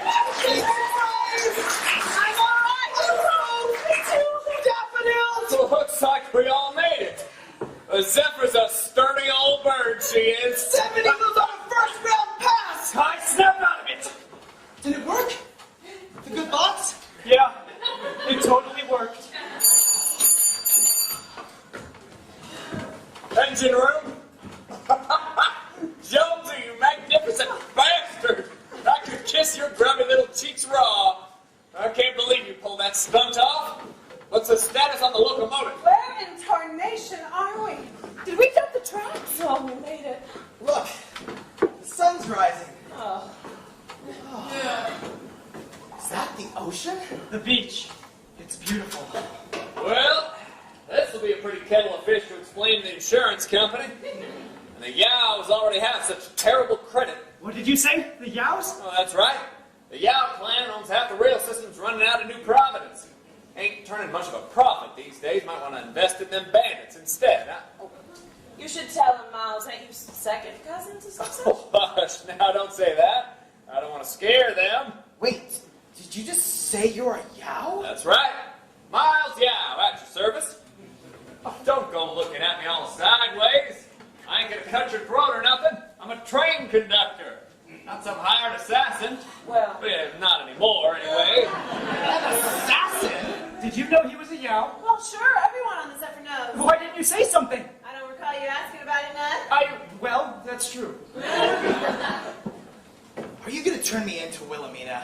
Are you kidding? I wouldn't give a dog I like to that woman. Now listen here, young fella. No one tells me what to do on my train. Not even the she-demon of the Yow clan. As far as I'm concerned, I ain't seen you. But you probably should hunker down out here for a few years like you planned until it all blows over.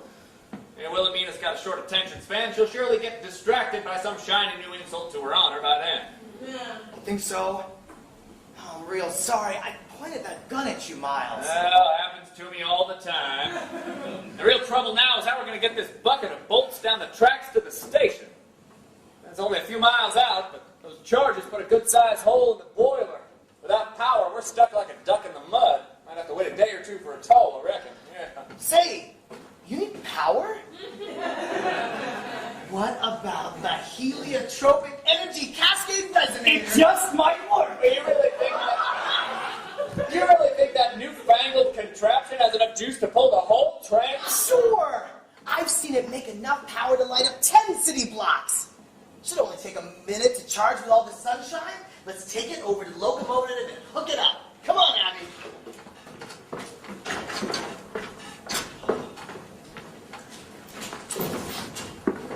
The beach. So close. Salt air sure is nice. You feel like taking a little stroll, maybe? Don't be dafty, but you know we can't leave the train. I know I have my reasons for staying. What about you? I don't know. I guess I've never known, really. Well, the way I see it, walking away from something you know you don't want is the first step in the direction of finding what it is you do. Life ain't like the rail school. There's no set stations. There's no track. You start walking and you make your own path. You hearing me? I hear you, Eva. Well, them brothers are something else. Don't tell me that heliotropic energy gizmo actually works. Like a treat. I never seen Jonesy so happy. I thought he was going to start bawling like a wee baby. Yeah, we should be ready to roll in a few minutes here, so if you ladies will excuse me. Wait, Miles, I'm getting off the train. I'll walk up into town from here. Now, young miss, you know that's against code. What does your sister have to say about it? I'm saying she's fired. Well then, on behalf of the rail company, I'm awful proud of you. You can collect your things and be off, and we'll see you up in town later. You bet! One might observe that you've got a soft heart under all them wrinkles you wear. Just don't go telling everybody. Oh, Miles, I've been thinking. It's time to give up this whole Marshall gig. It is mighty bloody stressful, and it's putting a crimp on my beauty sleep. Really? I hadn't noticed. You look as radiant as ever, Miss Evangeline. Well, Miles, oh, stow it, you cheeky bastard! I think all this excitement calls for a celebratory drink.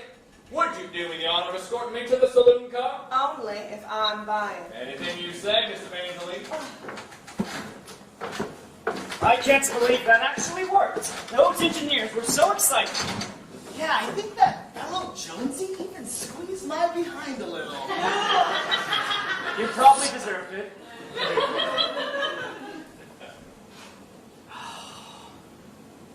Abby, about Pa. Yes?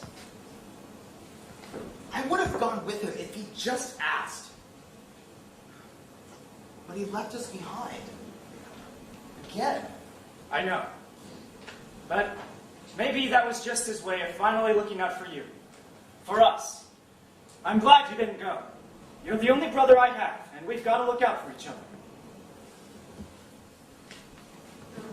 I suppose so. But I would have made one keen bandit, don't you think? Yeah.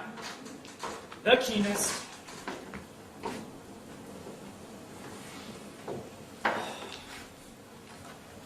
Oh, isn't that Miss Claire? What's she doing over there? She's taking a walk to the beach.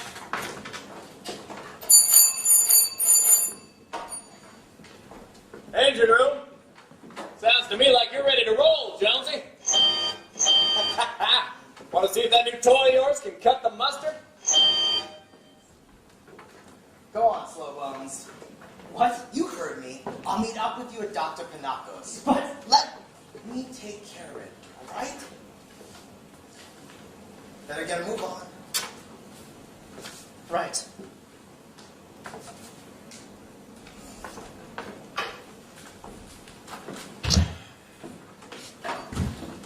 Thanks, Kai. Ladies and gentlemen, we apologize for the slight delay. Next stop, rumination. All aboard! Pardon me, miss? Atticus, how did you... Would you possibly care for some company? I might, possibly. So, where do we go from here? Why don't we start with the beach? Sounds good. And after that?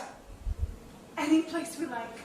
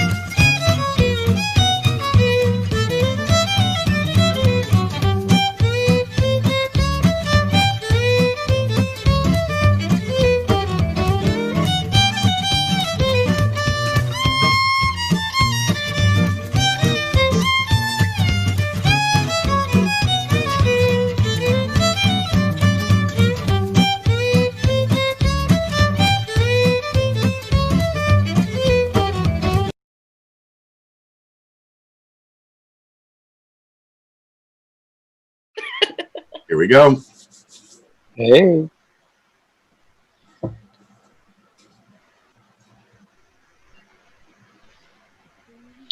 Hey, and we're back, and we'd like to introduce the Steel Fox Bandit himself.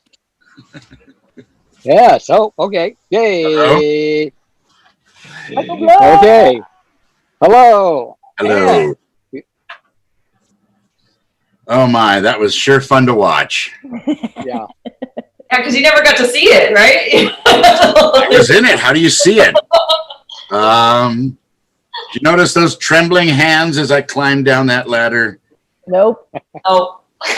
Thank God.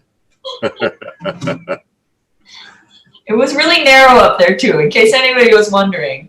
The top of the train was like 2 feet. Oh, it was 3 feet wide. Wide, which sounds like a lot, but really you're up 3 feet wide is that wide, you know. It's Yes. pretty Particularly precarious. when you want to do, when you do fight scenes on top.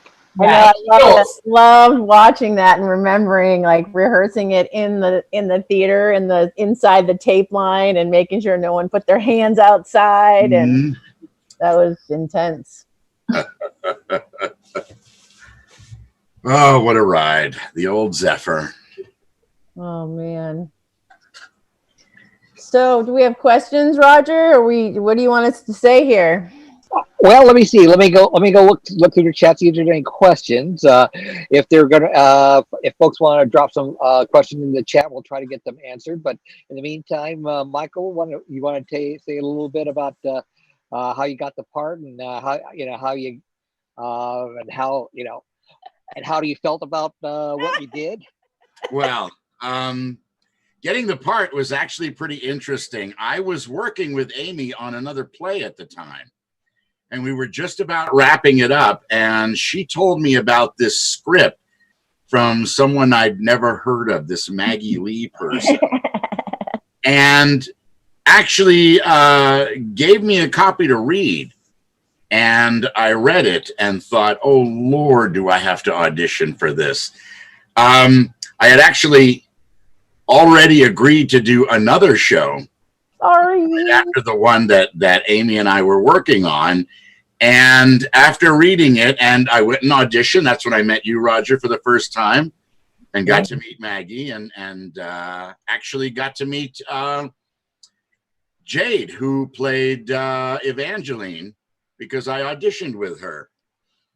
And 2 days later at the theater, after doing a show, Amy came up to me and said, I want to talk to you.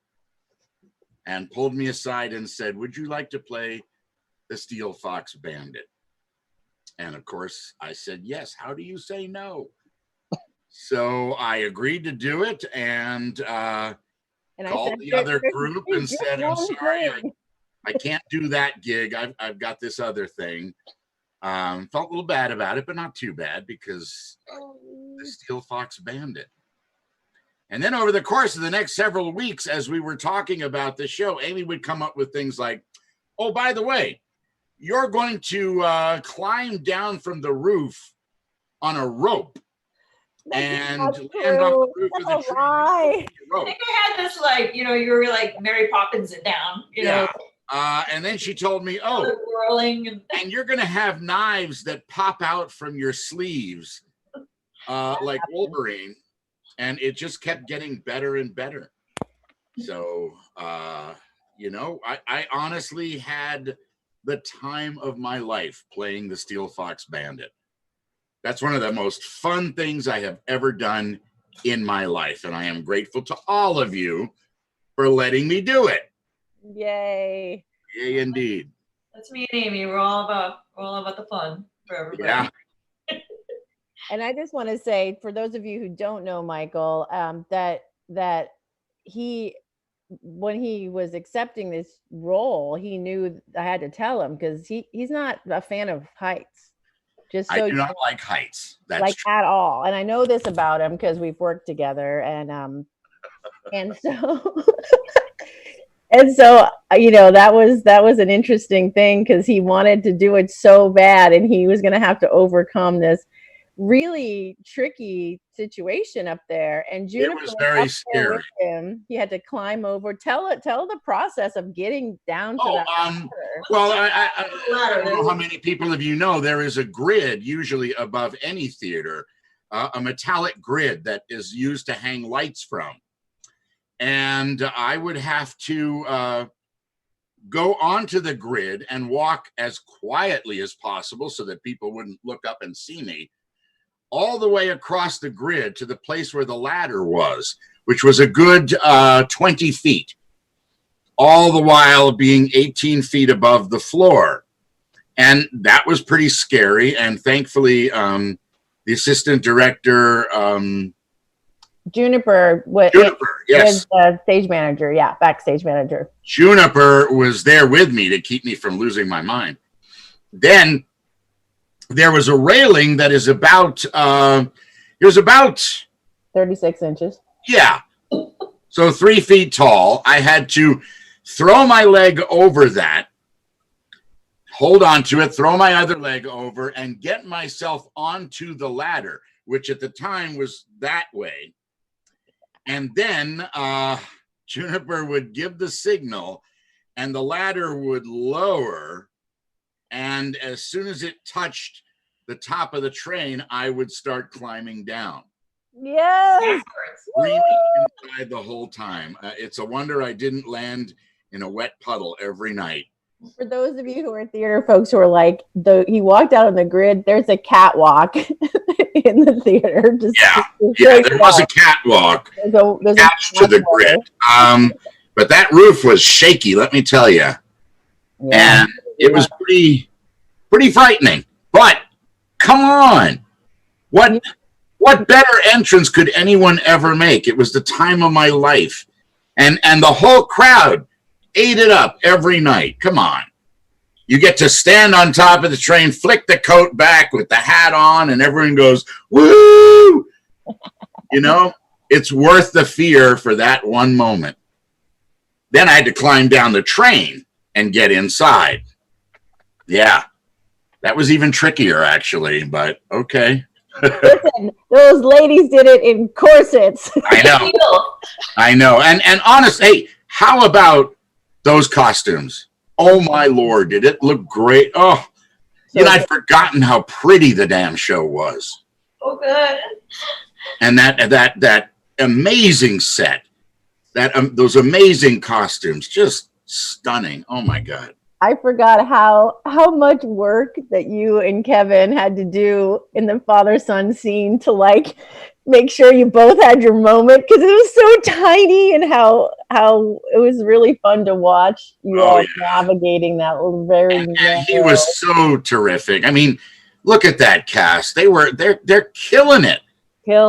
Beautiful job. I mean, Tad, oh God, you can barely watch him. He's so good. You're like, what's gonna so good. I think Tad's watching. Tad, if you're listening, oh my God, you the man. So much. It was so great. That part was just so great watching. Yeah, but that was a great cast. Remember? Yeah. Well, but anyway, I mean, I was going to make sure that Justin Fowler got her credits as costume designer. She did a fabulous job on this, and she also did a fabulous job on the next show, The Hand of Talent, for which she won a Gregory for. Yeah, earned it. And earned it. She should have got it for both.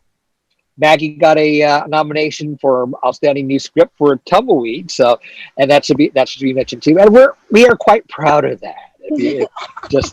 For some odd reasons, but yes, we like reason. Yes. Well, that leads me to my next question. So, when do we get to see Hand of Talons? Hand of Talons is coming up in 2 weeks. Yes. That will be coming up Friday, September 18th. Yes. At 7 p.m.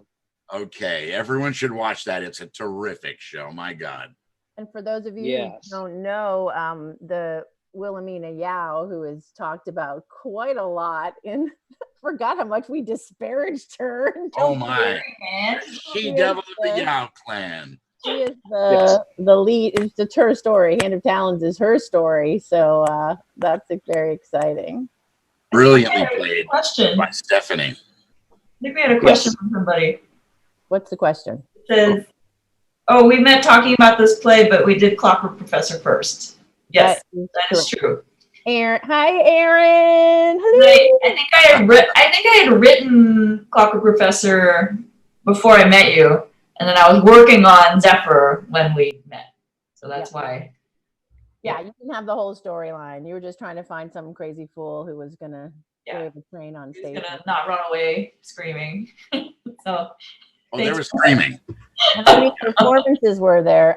We had running. like a 3-week run. Is that true? I don't remember. Yeah. It was This was it was we crammed 12 performances into 3 weeks. So we had let's see, it's a little unusual, but that's the way 12th Avenue was set up, in that we needed to get in and get out there within a set amount of time. So we crammed 12 performances into 3 weekends. Did a lot of Monday shows and Thursday shows to go along with the Friday, Saturday, and Sunday. But in general, we had 12 performances after all. Yeah. And that crew put together that train in a week. Yeah. That was amazing. Very impressive. Be able to walk up on it, play. It's a 2-story set. Yeah. Actual 2-story set. Be Be able to play on the roof. The crowd sound when it because it was so much more dramatic in the theater than it is on the film when the train tipped forward. Tilts over. Yeah. I don't know if you could actually see that in the film. It was hard. The entire train car tilted up at a 45-degree angle when it went around that curve, and it was astonishing. And the crowd went crazy every night because the whole thing would go up on its edge. Oh, wonderful. Amazing. I think we only lost a cup one time. Everything else was. Well, there was one night I was there watching, and something fell, but I think one of the actors grabbed it one night or something. I remember that. I was there that night, and I was like, ah! It was so. You always know when I'm in the audience. I know. And Troy Lund, you need to get your ass back on the stage. Yes, please. Miss Hoban, boy, he's and I am. Troy works with the same voice academy that I work with, so I do get to talk to him quite a bit. But man, he needs to get back on stage. That was beautiful. We need a Hoban Ennis buddy film. Yes. Yes. A Hoban Ennis film would be ideal. Yes. I see Stephanie Kim Bryan, who played Ennis, is the literary manager at Matcha, and I see her every week, and her hair right now is so long. Oh my! Oh God! My God! Yes. All of our hair is so long, and it was so fun to see her with her super short hair. Her portrayal of Wilhelmina Yao was spectacular.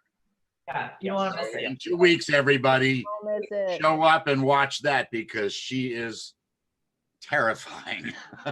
Yeah. Any other questions? She is multi-talented, and she is acting as a dramaturg for one of our plays for Unleashed this fall, and she's doing an excellent job for that. So she is like, yes, yeah, amazing job. Our literary database is like, it's on nothing I've ever seen. She is a whiz and amazing and super smart, great actor. Yes. I don't know if she's watching. She's not on Facebook. No. Stephanie, are you out there? Yes. I don't know how to do this one. There's Hard for you all. Michelle Burweiler was the stage manager. Juniper and Michelle shared the load, and then Michelle called the show. And Liana Ingalls, oh my good Lord. So amazing. Linnea, sorry. Does Linnea not get into the credits? I guess it said, somebody said that. I didn't catch it because I was doing the Zoom thing. It might have been chopped off, so yeah.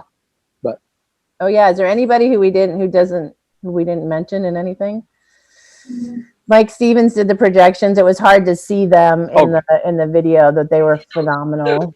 The wheels going, which was Spinning wheels at the they had front. other things on the side that were really neat. Yeah. Go back and like see the whole. I know if we knew in the future that we were going to be showing this in 5 years, we would have done things differently, but that's okay. Heck, even the poster makes me so happy. All of it. For this poster? Yes, that poster. And if you look carefully at the poster, in the foreground is a small figure on a mechanical horse. Steam ponies. Yeah. Steam pony. So I added into That's the the show. Steel Fox Bandit. I added into the show after the poster was made because they weren't in the show before you guys just left by the airship, and then these steam ponies showed up. Where are they? There's the guy over here. I can't. Anyways, the steam ponies showed up in the poster, and they were so cool that I was like, well, I got to put it in the play now. So I think that was maybe after we started rehearsal. yeah, and then you were like, what, Steve? How are we gonna? Okay, like they're on the other side of the train, so you can't see them. Then I was like, guess what, Michael? Now you have to jump off the stage onto a steam pony. Yes. And yell yeehaw while doing it. So Yes. well Poster by worth it. Phil Folio. Poster by Phil Folio, who did all the posters for the New Providence show. Yeah. And make sure that I need to give him a shout out and make sure people go to his webpage where he does the webcomic Girl Genius. It has been doing it for the last 10, 12 years. Hugo Award winner. So it's like, Yep. it's like really good quality there. Yeah. I've been a fan of his for many years, and I was so excited to get to meet him opening night, where he was dressed almost exactly the same way I was, only he had a sheriff's badge. That's just how he dresses every day. Yeah, it was pretty great. Mm-hmm. Good times. Yeah. Is anybody watching still? Don't know. Still have a few. Yeah. Oh, funny. Any other questions from folks out there? Oh, let's see. No. Any other words from the cast, director, and playwright? Man, there's so many things going on. Maybe I don't know. Like when I was watching it, I was like, wow, there's actually like a lot of like you're going zoom, like this part of the screen, that part of the screen. Oh, they're up there. Now that it was just like, I don't know why my brain was doing that. It's interesting to like see it again and be like, oh, we totally had like sort of cinematic zoom in, but like on a stage, and I felt like it really worked. I thought so too. Yeah, I mean, really nice camera work. Yeah. And it was not limited to just one angle, which was really nice. Yeah, you wrote, it was sort of written like a screenplay. Yeah. And it was interesting. I mean, that play was so tricky for all of us because of the commitment to the tiny train and people walking in front of each other and doing scenes in front of each other. But people having to be on stage, so needing to have action for people. I mean, we would have rehearsal for like the folks who weren't talking, so they had stuff to do that timed out with the folks who were talking and trying to figure out and how long it takes to climb the ladder. It's like, oh, we got to do something in the meantime while people climbing the ladder. I remember one thing. Poor Jade. The dress and the corset and climbing the ladder. So we added a sound cue in to like help that like click. And then they got really good at it. And then the sound cue was just a little too long. So I was like, oh, she got good there. They got good there. So that was fun. It was fun to watch that. But just the perspective of it was fun to watch how well everybody did with the multiple epic scenes that were going on. And like without having to like transition, like now we're in the foyer, it's like, no, we're all on the same train still, but it's just what's happening over here while they're getting ready, and then someone walks through, and so that was kind of a cool. That was a cool thing I did by accident. Yeah. No. I sort of wish I had multiple cameras to work with it, bang bang, so I can go, cut between them. But it's like we did what you can there. So I mean, we're doing. I just like to say thank you to Porkfilled for all the great opportunity that I have received from being there, and all the amazing people that I've gotten to work with, and Maggie, my awesome partner. We'll be making plays until they throw us out of town together. So hopefully, Let me know when auditions are. Yeah. I see that Tad is asking what Maggie's working on now. Oh, Tad is on. Hello, Tad. Tad. Yeah, Maggie, what are you working on now? Yeah, Maggie. So I am working on a short play, a one-act play for Radio Theater Project's upcoming Pandemic Plays Festival. So it's going to be available online, but they're going to shoot it in the theater at 18th and Union. And Michael is in the play that I'm working on with his partner Mary. And it's a little spin-off of Clockwork Professor, which was just 2 weeks ago, and it's a sort of a backstory about the doctor, Dr. Jayaprakash, that everybody is mysteriously, like, he's not in the play, but everybody talks about him. So it's a little backstory about him and his sadness actually. But yeah, and so it's lovely to like go back to that and like it's lovely. And I get to return to New Providence. Something I've always dreamed of for the last 5 years, And what else are you working on, Maggie? Somewhere in New Providence, the Steel Fox Bandit still roams the plains, and my heart is with him every time. We were talking the other night that, Maggie, when you weren't there, that Michael and I were coming up with this idea that you should write like the old folks' home, like New Providence villains. Michael could be sitting in a rocking chair.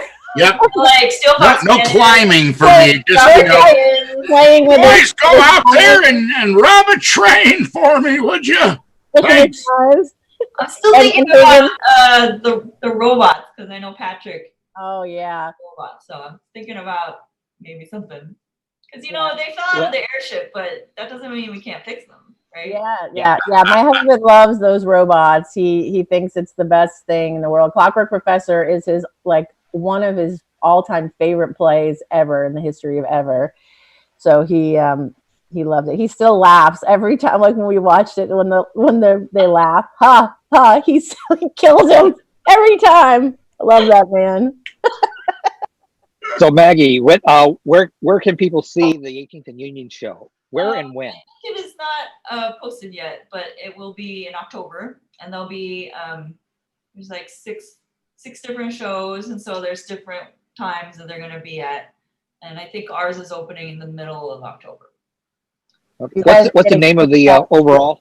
It's called the Pandemic Plays, I think that's at 18th and Union. Yeah. Okay. So it's inspired by whatever pandemic means to you, and I guess that's steampunk mad scientists for me. So that's And Amy, what are your plans next?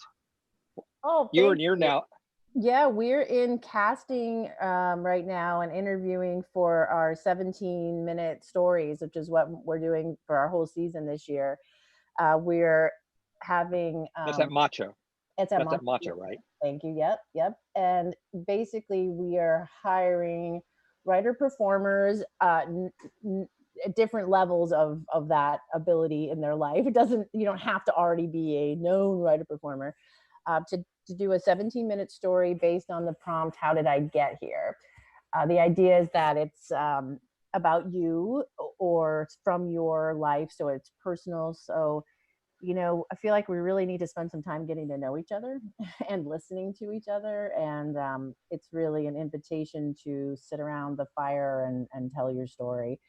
And they'll be live streamed and also recorded. And we'll, as soon as we get them all figured out when we're going to do them, we'll get links up and everything. They're going to be live streamed from west of Lennon, because damn it, I need to be in a theater, even if it's just with 3 people.